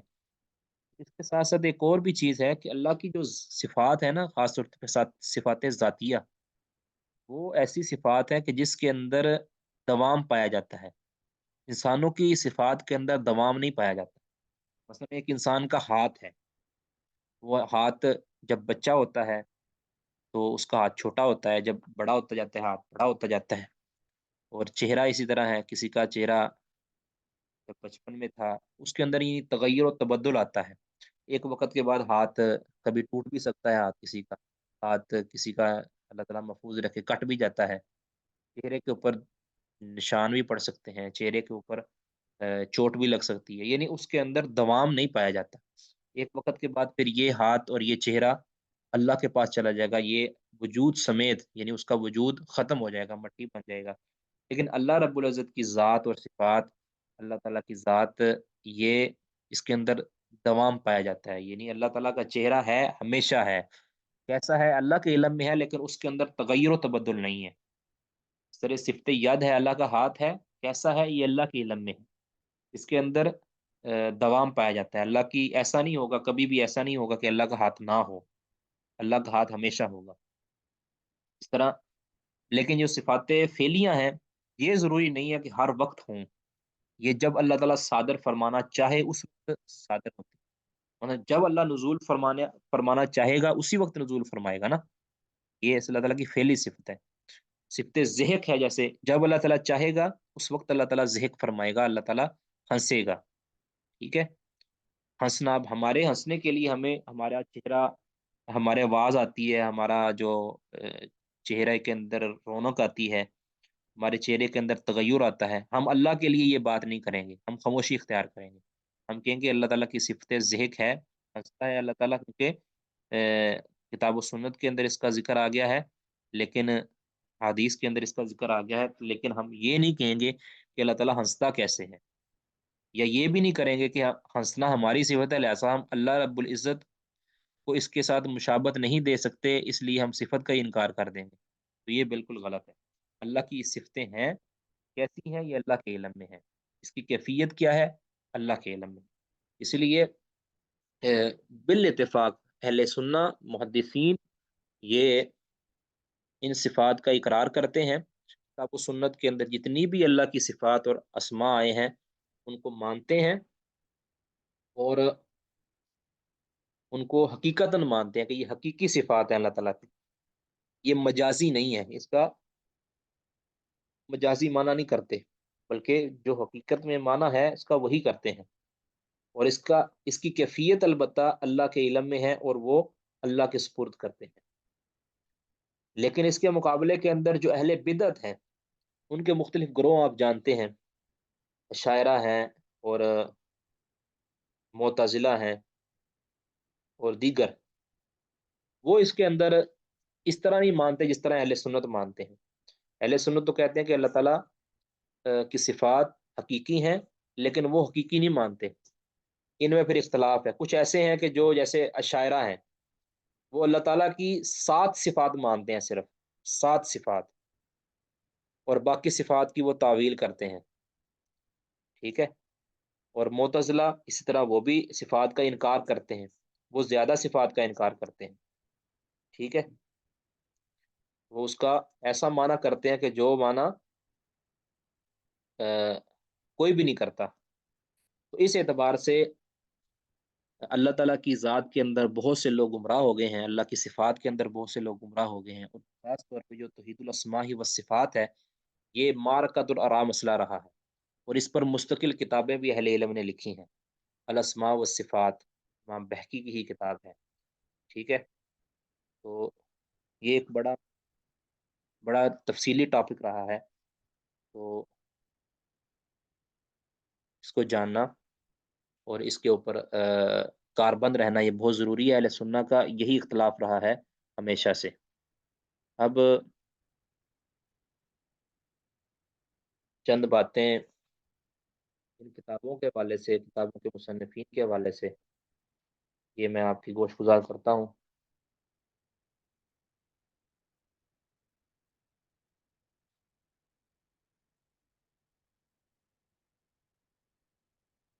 سب سے پہلے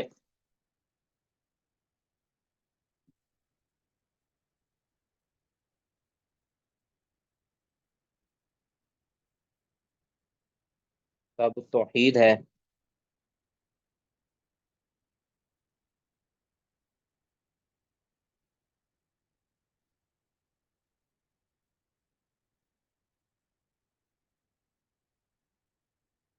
ٹھیک ہے؟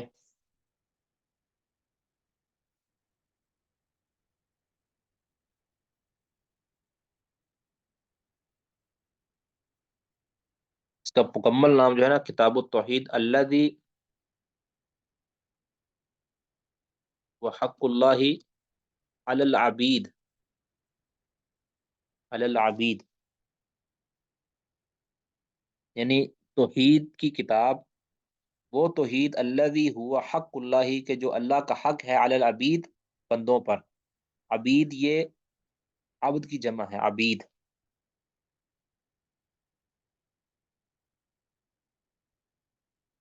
ٹھیک ہے؟ مصنف کا نام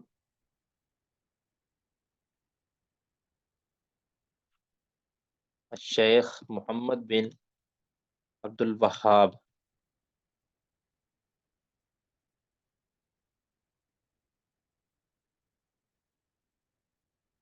یہ ہمارے نصاب میں جو مصنفین ہیں دو،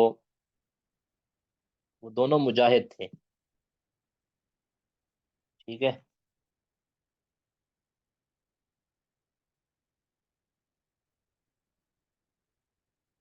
ان کا سن میں آپ کو لکھوا دیتا ہوں۔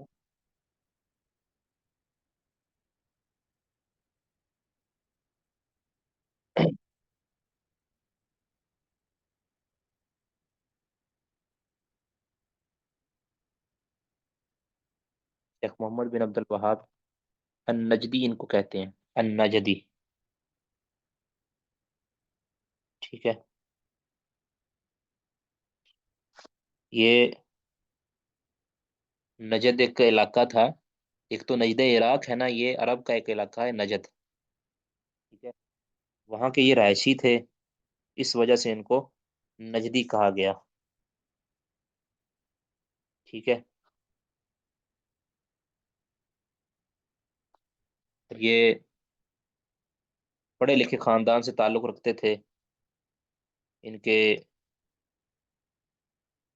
یعنی جو رشتہ دار تھے وہ سارے علماء میں سے تھے، اور یہ بڑے مجاہد تھے۔ جس دور میں یہ تھے، اس وقت عرب بہت سی گمراہیوں کا مرکز تھا، وہاں بہت زیادہ شرکیات تھی، جس طرح ہمارے ادھر دربار اور پتہ نہیں پکی قبریں اور کیا کیا تھا، اس وقت ان کے ہاں بھی اسی طرح کی کوئی معاملات تھے۔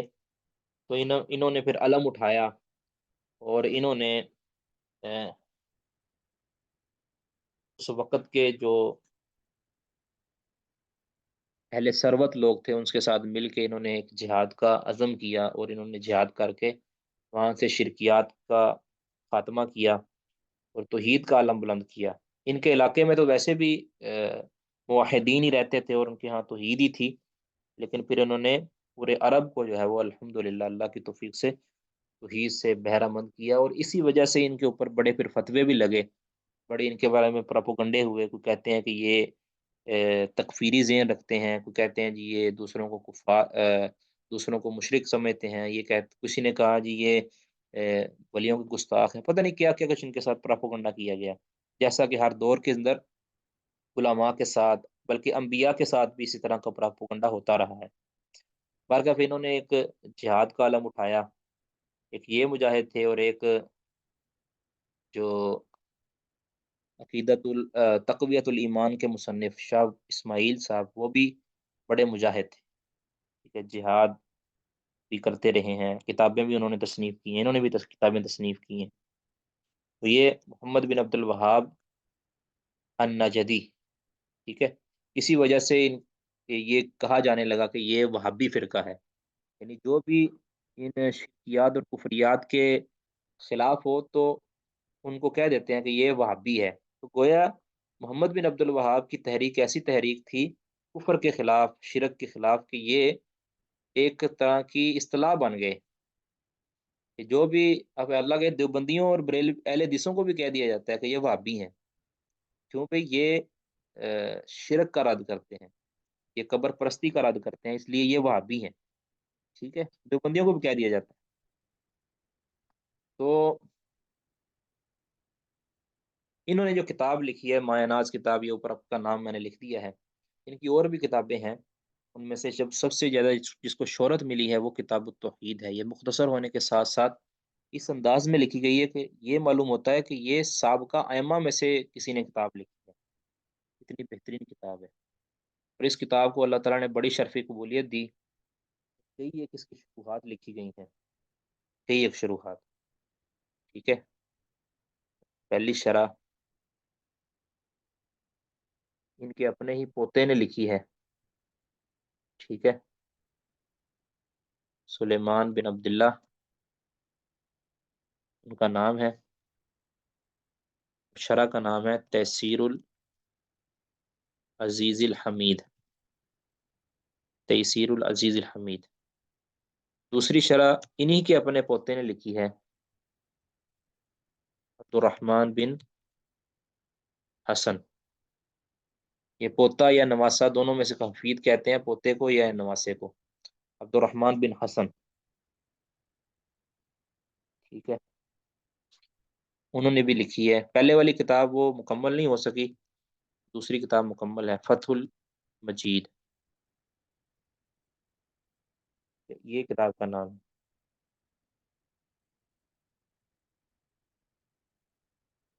और भी उलमा ने लिखी है। एक किताब इआनतुल मुस्तफीद बिशरही किताब तौहीद,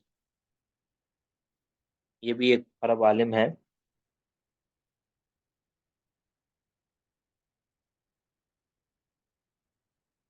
सालेह अल फौजान, ठीक है।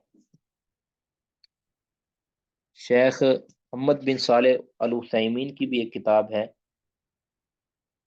उसका नाम मैं अभी निकाल के देता हूँ आपको।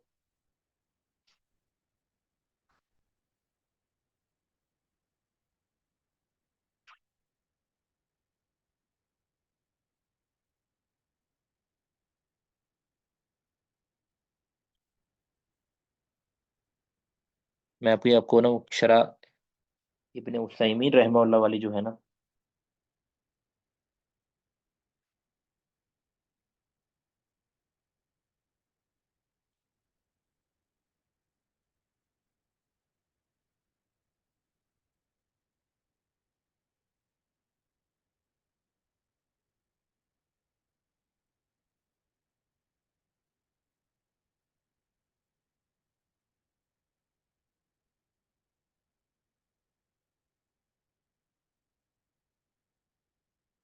ये है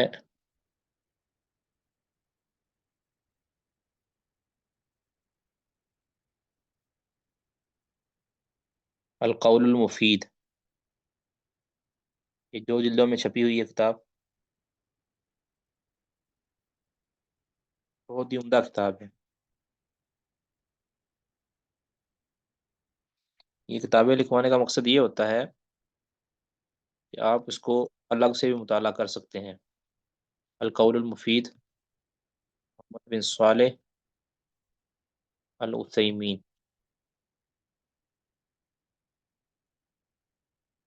ٹھیک ہے.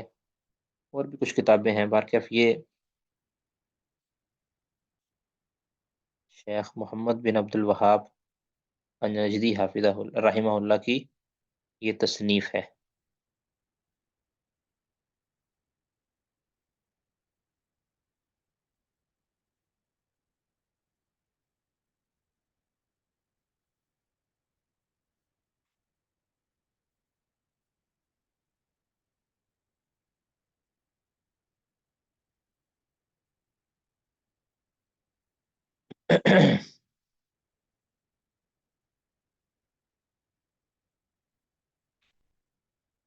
جی اس والے سے کسی نے کوئی بات پوچھنی ہے تو بتائیں.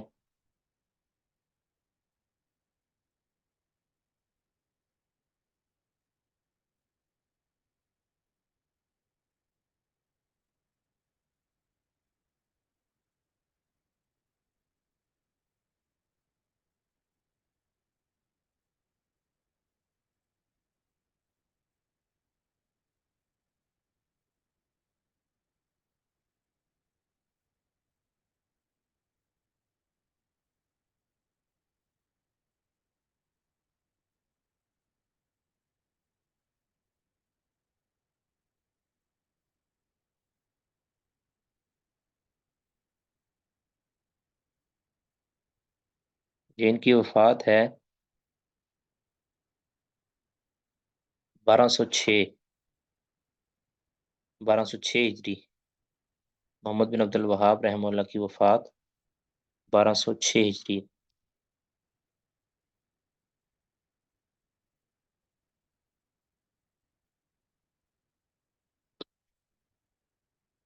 تو یہ چھوٹا سا ایک تعارف ہے ان کا.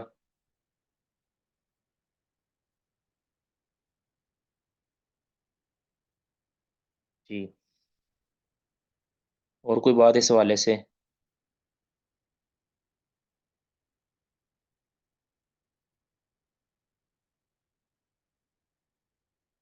تاجور بشیر صاحب.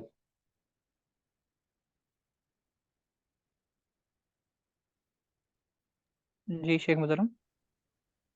جی کوئی بات؟ نہیں نہیں شیخ صاحب کوئی بات نہیں. ٹھیک ہے. بارک اللہ فیک. آگے اب کتاب ہماری چلا جب وہ شروع کریں گے نا دوسری کتاب کی تکیہ، پہلے تو سب سے پہلے ہم یہ عقیدہ توحید میں کتاب التوحید انشاءاللہ ہم پڑھنے کی کوشش کریں گے. تو اس میں انشاءاللہ جلدی ہم نے اس کو مکمل کرنا ہے تاکہ ہم دوسری کتابیں بھی پڑھ سکیں. اور گائے بگائے اگر کسی چیز میں آپ کو اشکال آئے گا تو آپ اس کو پوچھتے رہیں گے.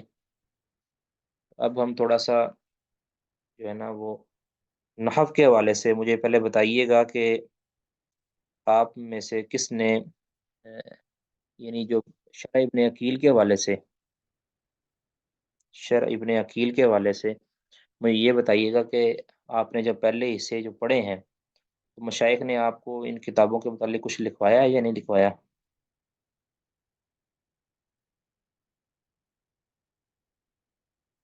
جی اینی ون.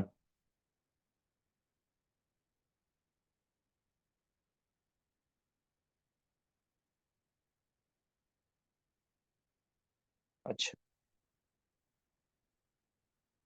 اچھا یہ کتابیں جو حصے پڑھے ہیں آپ نے،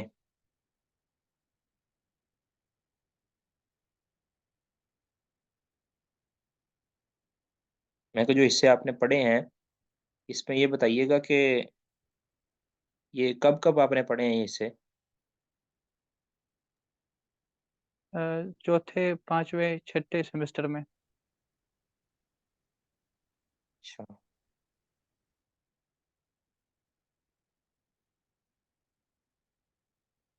چلیں پھر اس طرح کریں کہ تھوڑی سی نا اس کے والے سے بھی کچھ نہ کچھ لکھ لیں، یعنی مصنف کا تھوڑا بہت تعارف اور اس کتاب کا تھوڑا بہت تعارف،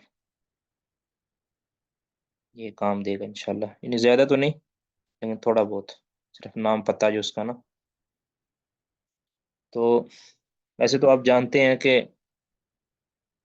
علم النحو نحو کا معنی یہ کنارہ بھی ہوتا ہے اور قصد بھی ہوتا ہے، یہ آپ جانتے ہیں، ٹھیک ہے۔ نحوت المسجد، مسجد کی طرف میں گیا، قصد کیا میں نے، نحو المسجد، مسجد کی طرف، یہ سارا آپ نے پڑھا ہوا تھا۔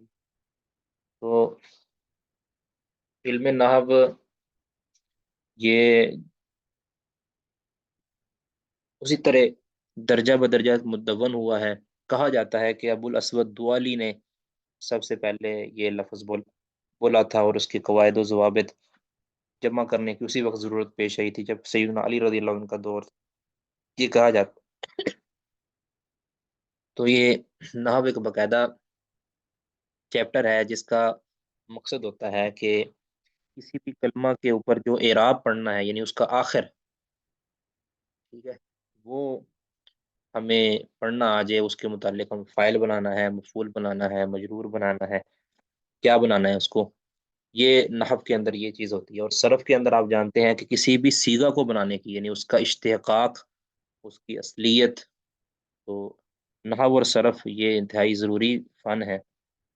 اور یہ بھی کہا جاتا ہے کہ النحو فی الکلام کالملح فی الطعام، کہ نحو کی کلام کے اندر وہی حیثیت اور وہی بنیاد ہے جو کھانے کے اندر نمک کی ہوتی ہے۔ اگر نمک کھانے کے اندر نہ ہو تو بے ذائقہ ہوتا ہے، کلام کے اندر نحو نہ ہو وہ بھی بے ذائقہ ہوتا ہے اور وہ صحیح نہیں ہوتا۔ پھر ہم تو بلکہ یہ بھی کہا کرتے ہیں کہ جس طرح کھانے کے اندر نمک زیادہ ہو جائے نا تو وہ اچھا نہیں لگتا، اس طرح اگر انسان کی زندگی کے اندر نحو زیادہ ہو جائے، کہ اوپر غالب آ جائے، تو وہ بھی اس کو نقصان ہی دیتی ہے۔ یہ عذرائے مزاح کہا جاتا ہے۔ تو یہ یقینی بات ہے کہ اگر آپ نحو کو صرف نحو کے قواعد یاد کر لیں اور اپنی پوری توجہ نحو کے قواعد یاد کرنے پہ لگا دیں، اور کتاب جس مقصد کے لیے ہم نحو کر رہے ہیں، یعنی نحو سیکھ رہے ہیں، اس مقصد کو ہم فوت کر دیں، تو یہ بھی ایک ظلم ہے۔ ہوتا عموماً یہ ہے مدارس کے اندر بھی کہ طلبہ جب ان کا ذوق شوق بہت عالی ہوتا ہے، بلند ہوتا ہے، پہلے 3 4 سال، اگر 6 سال کا کورس ہے نا، تو پہلے 3 4 سال وہ نحو پر زور دیتے ہیں، ٹھیک ہے، نحو پر خوب اس کے سیغے، اس کے نحو صرف پہ ایک دوسرے کو پھنسانے کے لیے گردانے، اس کے بعد پتہ نہیں کیا کیا، یعنی سارا کچھ کیا جاتا ہے۔ وہ سارا کچھ کرنے کا مقصد کیا ہے کہ ہمیں عبارت پڑھنی آ جائے، عبارت سمجھنی آ جائے، اس کے قواعد کا علم ہو جائے، کہاں اس کا کیا معنی کرنا ہے یہ ہمیں معلوم ہو جائے۔ جب یہ سارا کچھ ہم سیکھ لیتے ہیں تو پھر وہ آخری سال چلتے ہیں اس وقت جامعات کے، پھر شوق اتر جاتا ہے، اور پھر یہ ہم کئی سمجھنے لگ جاتے ہیں کہ ہم تو بھی عالم بن گئے ہیں۔ تو اس لیے اب ہم، اب پھر جب پڑھنے کی باری آتی ہے تو پھر وہ جامعہ سے فارغ ہو جاتے ہیں، اور پھر یعنی اس طرح پڑھ نہیں پاتے جس طرح کہ پڑھنا چاہیے تھا۔ نحو کا یاد رکھیں مقصد صرف اور صرف ذائقہ بنانے کا کی حد تک ہے، یعنی کھانا اصل میں کھانے کے اندر گوشت یا سبزی کچھ ہوگی تو وہ نمک کا فائدہ ہوگا نا۔ اگر نمک سی نمک ہو، بندہ نمک لے کر بیٹھا رہے، تو بندہ کہے کہ میں کھانے کو خوش ذائقہ کر لوں گا، تو یہ اس کی غلط فہمی ہے۔ کھانے کو خوش ذائقہ کرنے کے لیے پہلے کھانا خریدنا بھی پڑتا ہے، اس کو بنانے کے لیے کوئی سبزی یا کوئی دال کوئی چیز خریدنی پڑتی ہے۔ تو اسی طرح نحو کو ہم نے نمک کے ساتھ لینا ہے، اور اس کے ذریعے ہم نے کتاب و سنت کا فہم حاصل کرنا ہے۔ یہ ایک صرف اور صرف عبارت کو سمجھنے کے لیے اور عبارت کو بنانے کے لیے یہ ایک ذریعہ ہے، کیونکہ عرب جو ہے نا، یہ صحابہ کرام، یہ ظاہر ہے انہوں نے علم النحو تو نہیں پڑھی تھی نا، ان کے پاس اصلاً عربی ان کو آتی تھی، اور آج بھی عرب جو ہوتے ہیں وہ اصلاً عربی جانتے ہیں۔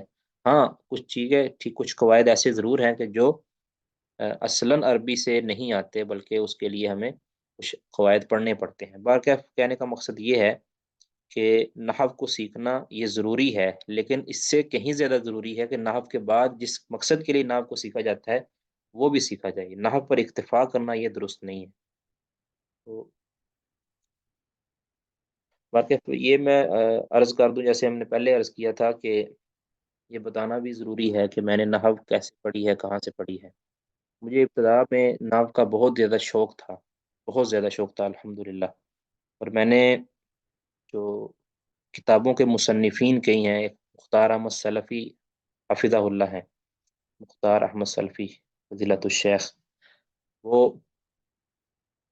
اسلامک ایجوکیشن کمپلیکس وہ تھے دیپال پور میں، وہاں ہم نے ان کے پاس ان کی کتاب مختار النحو انہیں سے پڑھی ہے، وہ اس کتاب کے مصنف بھی ہیں الحمدللہ، ان سے پڑھنے کا موقع ملا ہے۔ اس کے علاوہ امام النحو والصرف ہمارے استاد ابو حیدر عاصم سرگودوی حفظہ اللہ تعالی، ان سے بھی پڑھنے کا موقع ملا ہے۔ اس کے علاوہ ہمیں خرید جامعہ اسلامیہ مدینہ یونیورسٹی فضیلت الشیخ قمر الزمان المدینی حفظہ اللہ تعالی، وہ بھی امام النحو والصرف ہیں، ان سے بھی ہم نے یہ نحو وغیرہ پڑھی ہے۔ تو بارکیف یہ تو ایک بنیاد تھی۔ تو ہمارے جو کتاب ہے شرح ابن عقیل، شرح ابن عقیل، ٹھیک ہے، اصل میں یہ دو کتابیں ہیں، یہ یعنی شرح ہے ابن عقیل کی، شرح ہے ابن عقیل نے جو شرح لکھی ہے، یہ کس کس کتاب کی شرح ہے؟ یہ ہے الفیہ، الفیہ، یہ شعروں پر کتاب ہے الفیہ، اس کو مشہور ہے الفیہ ابن مالک۔ تو اس مصنف جو ہے الفیہ کے، اس مصنف کا نام ابو عبداللہ محمد جمال الدین،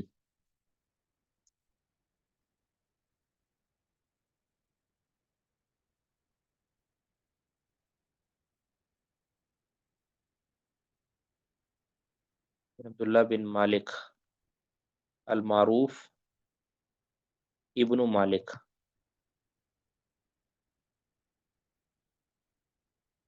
ٹھیک ہے۔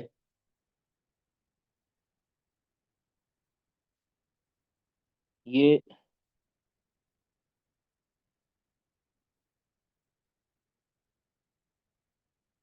ناو کے بڑے یعنی کہہ لیں کہ امام سمجھے جاتے ہیں، امام کے ناو کے امام ہیں، اور ان کی وفات 672 ہجری ہے، ٹھیک ہے، 672 ہجری ہے، یعنی ان کو یہاں سے کوچ کیے ہوئے تقریباً 800 سال ہو چکے ہیں۔ ان کی کئی کتابیں ہیں، ایک تو الفیہ، یہ شعروں کے اوپر جو کتاب ہے، اس کے علاوہ بھی ان کی کتابیں ہیں، صرف کے اوپر بھی کتابیں ہیں، نحو کے اوپر بھی کتابیں ہیں۔ تو یہ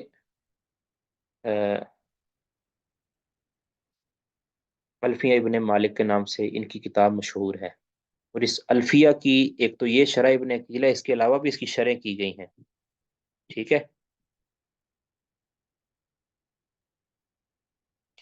آگے ہے جو اس کے شارح ہیں، الفیہ ابن مالک کے جو شارح ہیں، جو ہمارے دوسرے جو ہمارے والی کتاب ہے شرح ابن عقیل، ایک ہے الفیہ جو پر شعر لکھے ہوتے ہیں نا، آپ نے دیکھا ہے شعر لکھے ہوتے ہیں اور پھر نیچے اس کی شرح لکھی ہوتی ہے، شعر جو ہوتے ہیں نا یہ شعر ہیں الفیہ کے ابن مالک کے، اور ان کا نام ابو عبداللہ محمد جمال الدین بن عبداللہ بن مالک المعروف ابن مالک، 672 میں ان کی وفات۔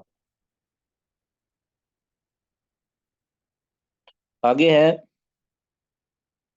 شرح ابن عقیل والے، ان کا نام عبداللہ بن عبداللہ بن عبد الرحمن، آگے باپ دادوں میں جا کے ابن عقیل ان کا آتا ہے، تو ابن عقیل کے نام سے یہ مشہور ہیں،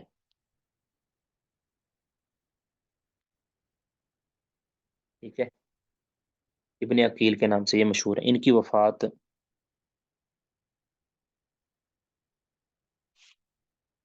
769 ذکر کی جاتی ہے، 769 کے اندر ان کی وفات ہے۔ یہ بھی نحو کے بڑے عالم تھے، بہت بڑے عالم تھے، بلکہ ایک آپ جانتے ہیں کہ ابو حیان یہ بہت بڑے نحوی ہیں، بہت بڑے نحوی ہیں، جن کی ہم نے تفسیر بھی نہیں لکھی تھی، البحر المحیط، ابن حیان یا ابو حیان ابن حیان، ان کا نام کیا ہے؟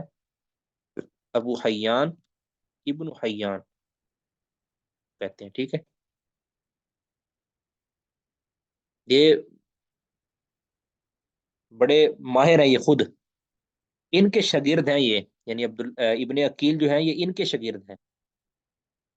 اب یہ استاد اپنے شاگرد کے بارے میں پتہ کیا کہتے ہیں؟ اب یہ جو قول میں لکھنے لگا ہوں یہ کئی کتابوں کے اندر موجود ہے، کئی ایک کتابوں کے اندر میں نے سرچ کیا تھا تو میں وہ کتابیں لکھ نہیں سکا کہ کون سی، لیکن کئی کتابوں کے اندر ان کی یہ قول ملا ہے۔ یہ کہتے ہیں کہ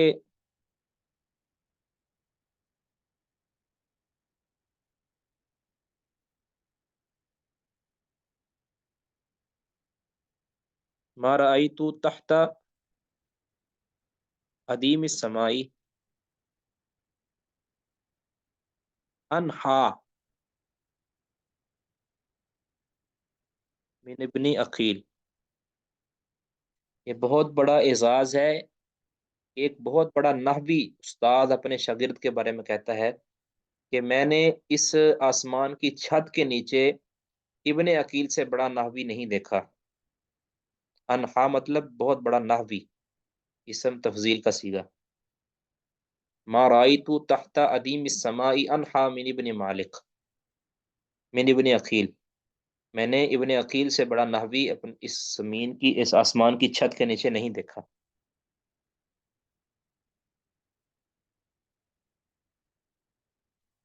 تو ان کی بھی کئی کتابیں ہیں، ان میں ایک شرح ابن عقیل سب سے مشہور کتاب ہے۔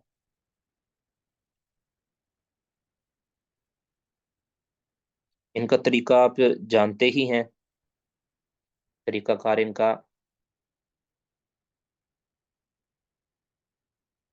میں آپ کو ان کا طریقہ کار بھی بتا دیتا ہوں، اسکرین شیئر کرتا ہوں ذرا۔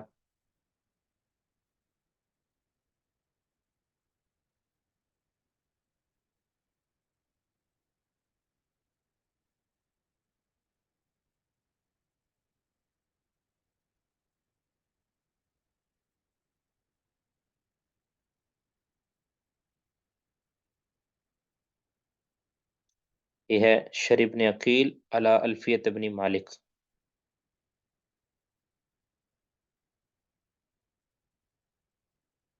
ہمارا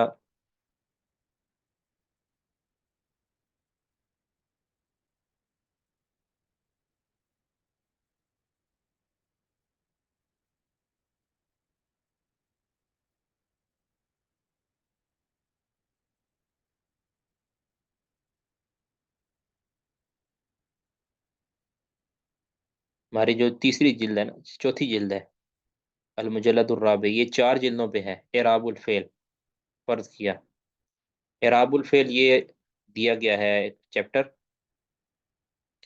اس کے بعد یہ شعر دیا جاتا ہے، ارفع مضارعا اذا یجرد من ناصب و جازب کالتصعد۔ اب یہ شعر ہے، یہ ہے الفیہ ابن مالک کا، یعنی اس کو کہتے ہیں الفیہ ابن مالک۔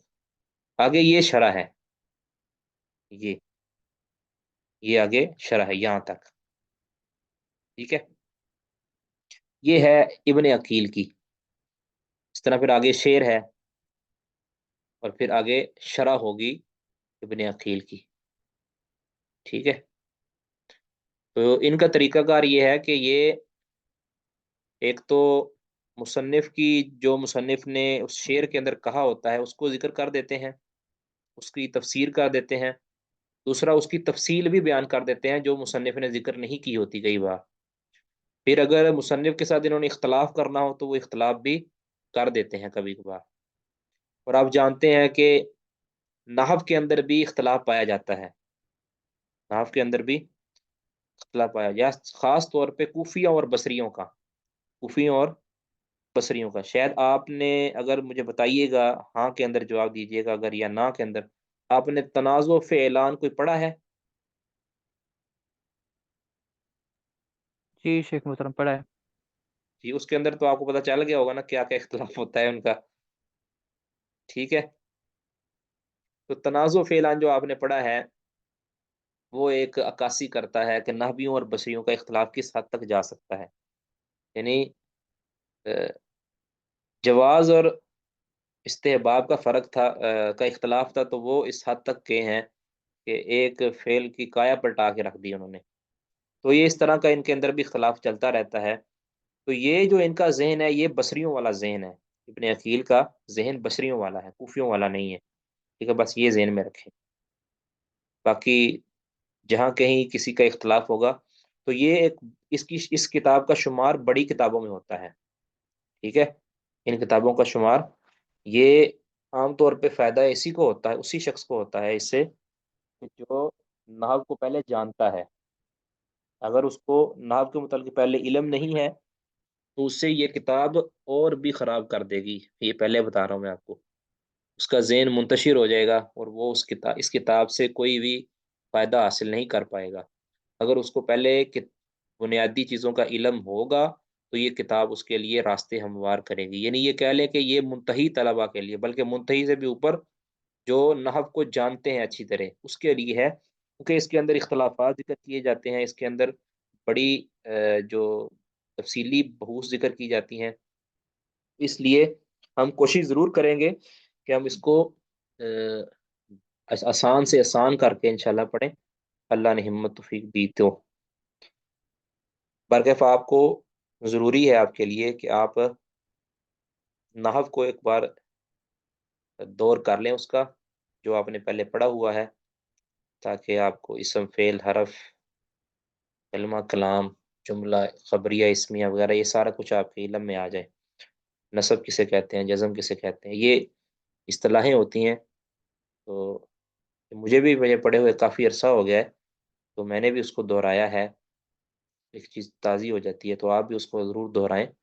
آپ میں سے کئی ساتھی جنہوں نے یعنی یہ پچھلا سمیسٹر پڑھے، ان کو 1.5 سال یا سال ہو چکا ہے، وہ کم از کم لازمی دہرائیں. تو انشاءاللہ ہم کل سے سٹارٹ کریں گے اپنے سبق کو، اللہ نے چاہا تو. اس کے لیے آپ سے یہ مشورہ درکار ہے. آپ مجھے صرف یہ بتائیے گا کہ آپ میں سے کون کون ساتھی ہیں جو عبارت پڑھ سکتے ہیں. صحیح مسلم کی اگر عبارت پڑھنی ہے، کوئی ہیں جو عبارت پڑھ سکتے ہیں؟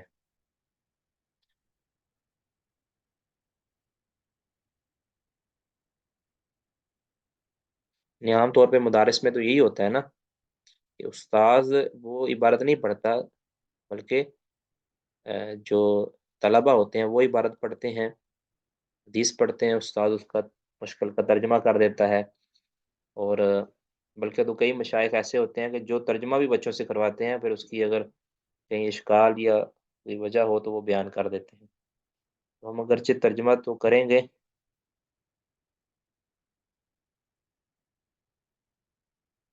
جی ماشاء اللہ سارے.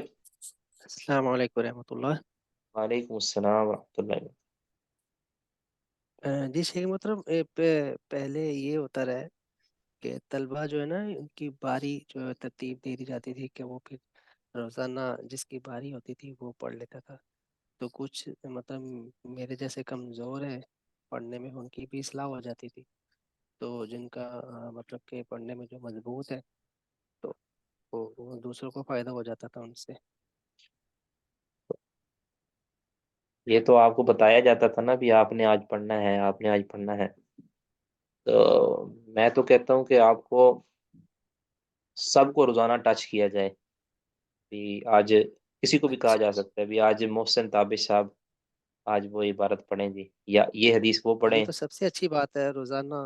یہ تو اچھی بات ہے شیخ محترم، سارے تیار رہیں گے نا. سارے تیار رہیں، آپ اپنا مطالعہ کریں. تو یہ مطالعہ رکھیں آپ. بلکہ اگر ہم نے یعنی اس چیز میں ہم کامیاب ہو گئے نا عبارت کے معاملے میں، پھر انشاءاللہ آپ پہ یہ بوجھ بھی ڈالیں گے کہ آپ ترجمہ بھی خود کریں گے. ہاں جہاں ترجمہ غلط ہوگا یا سمجھ نہیں آئے گی، کوئی اشکال ہوگا، تاکہ ہمیں زیادہ سے زیادہ فائدہ ہو. ٹھیک ہے، اس کے لیے آپ نے مترجم کتاب نہیں اٹھانی، یاد رکھیں. مترجم کتاب نہیں جی اٹھانی، جی. کوئی شرح اٹھا لیں آپ. شرح آپ کو میں بتا دیتا ہوں. ایک تو شرح نووی ہے، ایک صحیح مسلم کی مختصر شرح یا حاشیہ کہہ لے، وہ میں آپ کو سمجھا دیتا ہوں. اس کا؟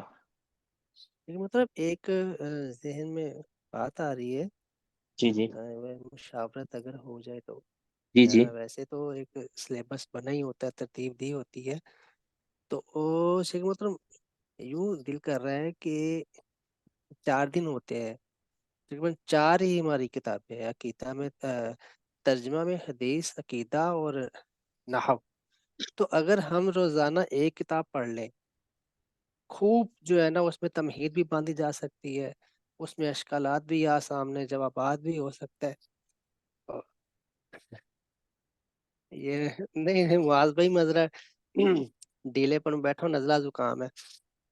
تو شیخ محترم اس میں یہ ہے کہ مکمل اس میں محاضرہ ہو سکتا ہے کہ 2 گھنٹے بہت ہے ایک کتاب، اگلے دن دوسری کتاب 2 گھنٹے بہت ہے، بجائے کہ جسے کہتے ہیں نا پنجابی میں پھاڑ لو پھاڑ لو پھاڑ لو، کسی کی وہ رہ گئی ہے، کسی کی آج وہ رہ گئی ہے، کسی نے اس کے لیے اب دوبارہ ریکارڈنگ سننی ہے، تو مصروفیات کی بنا پر یہ کورس ترتیب دیا گیا نا کہ مصروفیات سے وقت نکالنا، پھر دوبارہ وقت نکالنا مشکل ہو جاتا ہے. ایک دن آج پتہ ہے کہ آج میری حدیث کی کلاس رہ گئی ہے، تو میں آرام سے بیٹھ کے حدیث کی کتاب پڑھ لوں، سبق لیکچر سن لوں، میں بجائے کہ نے جو روزانہ ایک کتاب پڑھ لوں. میں نے جو بات کی تھی نا شیخ ابو یحییٰ نورپوری صاحب سے، یعنی یہ کلاس شروع ہونے سے پہلے میں نے انہیں شیخ صاحب سے کہا تھا کہ یہ جو 4 کتابیں ہیں یہ روزانہ ان کو ٹائم دینا یہ مشکل ہو جائے گا، یعنی آدھے گھنٹہ، بلکہ آدھا گھنٹہ بھی نہیں بنتا، کیونکہ ماشاءاللہ 15-20 منٹ تو آپ لیٹ آتے ہیں سارے الحمدللہ، اور 5-10 منٹ پہلے استاد کو بھی جانے کی ہوتی ہے، لیکن انشاءاللہ میں ایسا نہیں کروں گا اللہ کی توفیق سے. تو اس لیے وہ ٹائم تو بنتا نہیں. میں نے عرض کیا تھا کہ ہم 2 کتابیں روزانہ کر لیا کریں، مثلا ایک ترجمہ، ایک کوئی دوسری کتاب، یعنی 1 گھنٹہ یا پونا پونا گھنٹہ دونوں کو آ جائے گا. اس میں پھر بندہ یہ ترتیب دے دیتا ہے نا کہ اگر کسی دن کو کسی کتاب کا سبق کم ہو رہا ہے، مجھے محسوس ہو رہا ہے کہ یہ آدھے گھنٹے میں یا پونے گھنٹے میں ایک سبق کم ہو رہا ہے، تو اس کو کچھ ٹائم زیادہ دے دیا جائے، یا ایک کتاب مکمل ہونے کے قریب ہے تو وہ اس کو ٹائم کم دے دیا جائے، اور جو مکمل ہونے کے قریب نہیں ہے اس کو زیادہ دے دیا جائے. تو اگر آپ سارے اس چیز پہ متفق ہیں کہ ہم روزانہ 2 کتابیں کر لیں یا ایک ہی کرنی چاہتے ہیں، تو یہ تو بہت ہی اچھا ہے. میں تو یہ چاہتا تھا، اور بلکہ میں نے یہ بات لازمی آپ سے کرنی تھی، اور آپ نے میری خواہش کا اظہار خود کر دیا ہے. جی ایک تو فوٹ آ گیا جی، متفق. تو ہم انشاءاللہ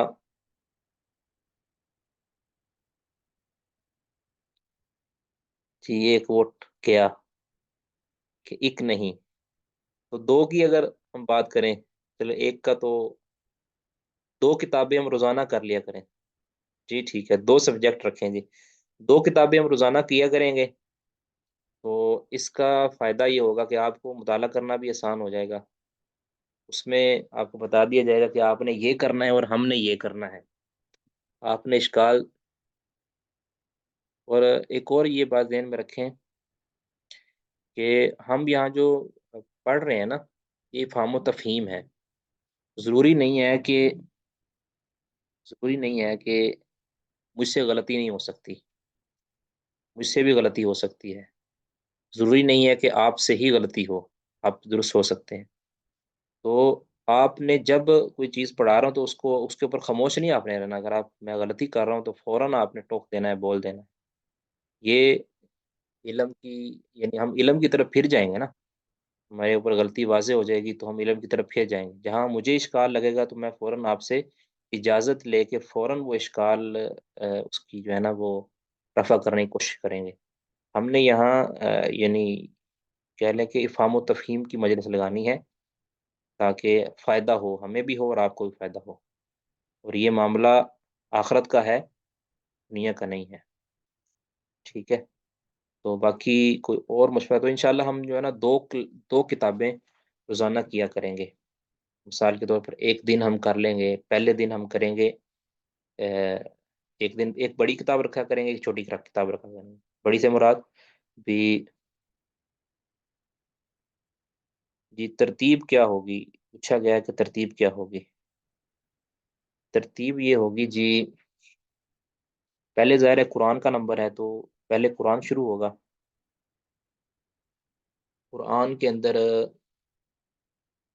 اب کلاس اگر فرض کیا شروع ہوئی ہے نا، یعنی ٹائم کلاس کا آپ کو دیا ہے 8:45 یعنی پونے 8 بجے، 7:45 پہ یا 7:50 پہ، تو اس کو آپ 2 پہ تقسیم کر لیں، اگلے 2 گھنٹوں کو 2 پہ تقسیم کر لیں، ایک ایک گھنٹہ بنتا ہے۔ یا اگر کہیں کلاس آپ لیٹ آئے، شروع ہی لیٹ کیا، تو پھر ظاہر ہے پھر 50-50 منٹ یا 55-55 منٹ بن جائیں گے۔ تو ہم اسی تقسیم سے انشاءاللہ چلیں گے۔ پہلے ہوگا قرآن پاک کا ترجمہ تفسیر، اور دوسرے نمبر پہ پھر ہم کر لیں گے نحو کی کر لیں گے، پھر یہ زیادہ بہتر ہے۔ اور اس طرح پھر صحیح مسلم،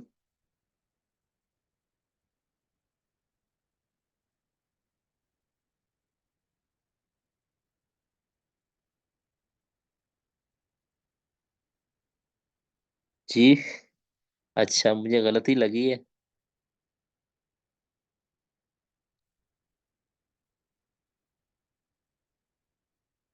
اچھا آپ معاذ بھائی کہہ رہے ہیں کہ روزانہ سبجیکٹ کی بات ہو رہی ہے، روزانہ آپ کہہ رہے ہیں کہ چاروں کتابوں کو ٹچ کیا جائے۔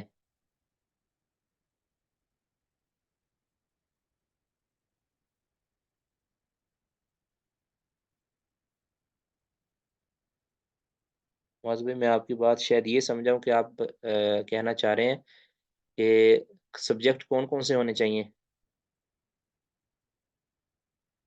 پہلے کون سی کتاب ہوگی، دوسرے نمبر پہ کون سی کتاب ہوگی۔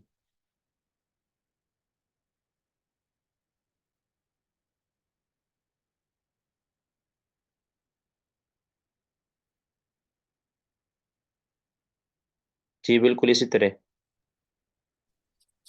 ایک مطلب جو معاذ بھائی نے ماشاءاللہ بھیجی ہے ترتیب، اگر بدھ کو اٹھا کے منگل پہ رکھ دے، بس منگل، تاکہ 2 دن قرآن لگاتار ہو جائے، 2 دن دیکھ لیں، ویسے جیسے بھی مناسب ہے۔ بعض اوقات یہ ہوتا ہے کہ آج کی بات جو ہے وہ کچھ رہ گئی ہے، وہ کل پہ پھر وہی سبجیکٹ ہوتا ہے تو وہ کلیئر بھی ہو جاتی ہے، کوئی کل کے مطلب آج مثلا آج تفسیر پڑھی ہے، بعض اوقات یہ ہوتا ہے اگلے دن کوئی جو ہے نا اشکال ذہن میں آتا ہے طلبہ کے یا ہمارے جو بھی، تو وہ اگلے دن بھی رفع ہو سکتا ہے، تو پھر اس کو کلوز کر دے، اگلے 2 دن جو ہے وہ حدیث رکھ لے۔ اگر ایک دن حدیث میں کوئی اشکال رہ جاتا ہے، مطالعہ کر کے کوئی آتا ہے تو اگلے دن ذہن میں آتا ہے، تو حدیث کو اگلے دن بھی پھر دوبارہ جی جب پڑھا جائے گا تو وہ بھی رفع ہو جائے گا۔ جی مقبول بات ہے آپ کی، ٹھیک ہے انشاءاللہ پھر اسی طرح ہی کر لیتے ہیں، اگر آپ اتفاق کریں تو معاذ بھائی انشاءاللہ وہ بنا کے بھیج دیں گے آپ کو مزید، کہ ہم سوموار اور منگل کو قرآن اور نحو رکھیں گے، سوموار اور منگل کو قرآن اور نحو، اور اس کے بعد بدھ اور جمعرات کو ہم رکھیں گے حدیث اور عقیدہ، ٹھیک ہے انشاءاللہ۔ بلکہ میرا یہ خیال ہے کہ قرآن کے ساتھ عقیدہ رکھیں، قرآن کے ساتھ عقیدہ رکھیں، کیونکہ اور حدیث کے ساتھ نحو رکھیں، اس کی وجہ کہ حدیث ذرا جو ہے سبجیکٹ یہ لینتھی ہے، اور جو نحو ہے، چلیں یہی ٹھیک ہے، قرآن کے ساتھ نحو رکھ لی ہے اور حدیث کے ساتھ عقیدہ رکھ لیا ہے۔ اب سوموار اور منگل کو قرآن اور نحو کا ہوگا، اور بدھ اور جمعرات کو حدیث اور عقیدے کا ہوگا انشاءاللہ۔ جی ایگری؟ جی معاذ بھائی فرما رہے ہیں کہ ایک دن ایک سبجیکٹ، لیکن شیخ محترم یہ 2 سبجیکٹ والا ٹھیک ہے، ایک دن 2 سبجیکٹ، اور جو روزانہ جو 2 دن جو آج نہیں پڑھ سکے حدیث، ان کو اگلے دن موقع مل جائے گا نا قرات کا، تو 2 دن ٹھیک ہے شیخ محترم نا، 2 سبجیکٹ ٹھیک ہے، ایک دن جی ایک اس سبجیکٹ طرح، پھر۔ اس طرح میں نا آسانی بھی ہوگی نا، ایک ذائقہ چینج ہو جائے گا نا تھوڑا سا۔ اب جی جی شیخ ایک محترم یہی سبجیکٹ یہی کو بندہ پڑھتا رہے گا نا، ایک ہی چیز کو بندہ، نحو ہے اب اس کے جو ہے وہ سیکھے، یا نحو کی عبارتیں، اب آپ 2 گھنٹے آپ اس سے یعنی اٹیچ نہیں رہ سکتے، نہ ہی میں اس طرح ان کہہ لیں کہ نا، یعنی اس ایک طرح کہہ لیں کہ ایک سبجیکٹ ایک سبجیکٹ کو 2 گھنٹے پڑھانا میرے لیے بھی بڑا مشکل ہو جائے گا، تھک جاتا ہے نا بندہ ایک سبجیکٹ کو، 2 سبجیکٹ ہوں گے نا تو پھر ذرا ذائقہ چینج ہوتا رہے گا۔ اور ٹھیک ہے جی، پھر باقی اللہ تعالیٰ خیر کرے. کل انشاءاللہ پھر کل تو اس طرح کریں گے نا، کل برکت کے لیے ساروں کو ٹچ کریں گے. کل کا دن، کل برکت کے لیے سارے سبجیکٹ ہم تھوڑے تھوڑے کر کے پڑھیں گے. اگلے سوموار سے انشاءاللہ ہماری کلاس اسی ترتیب کے ساتھ ہوگی کہ سوموار، دوبارہ بتاتا ہوں، سوموار اور منگل کو قرآن اور نحو، بدھ اور جمعرات کو حدیث اور عقیدہ انشاءاللہ. ٹھیک ہے، کوئی بات اگر کسی ساتھی نے کرنی ہے تو وہ بات کر سکتے ہیں، باقی پھر انشاءاللہ ہم ختم کرتے ہیں.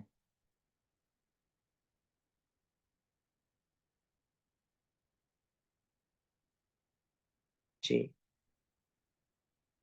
سبحانک اللہم وبحمدک، اشہد ان لا الہ الا انت، استغفرک واتوب الیک.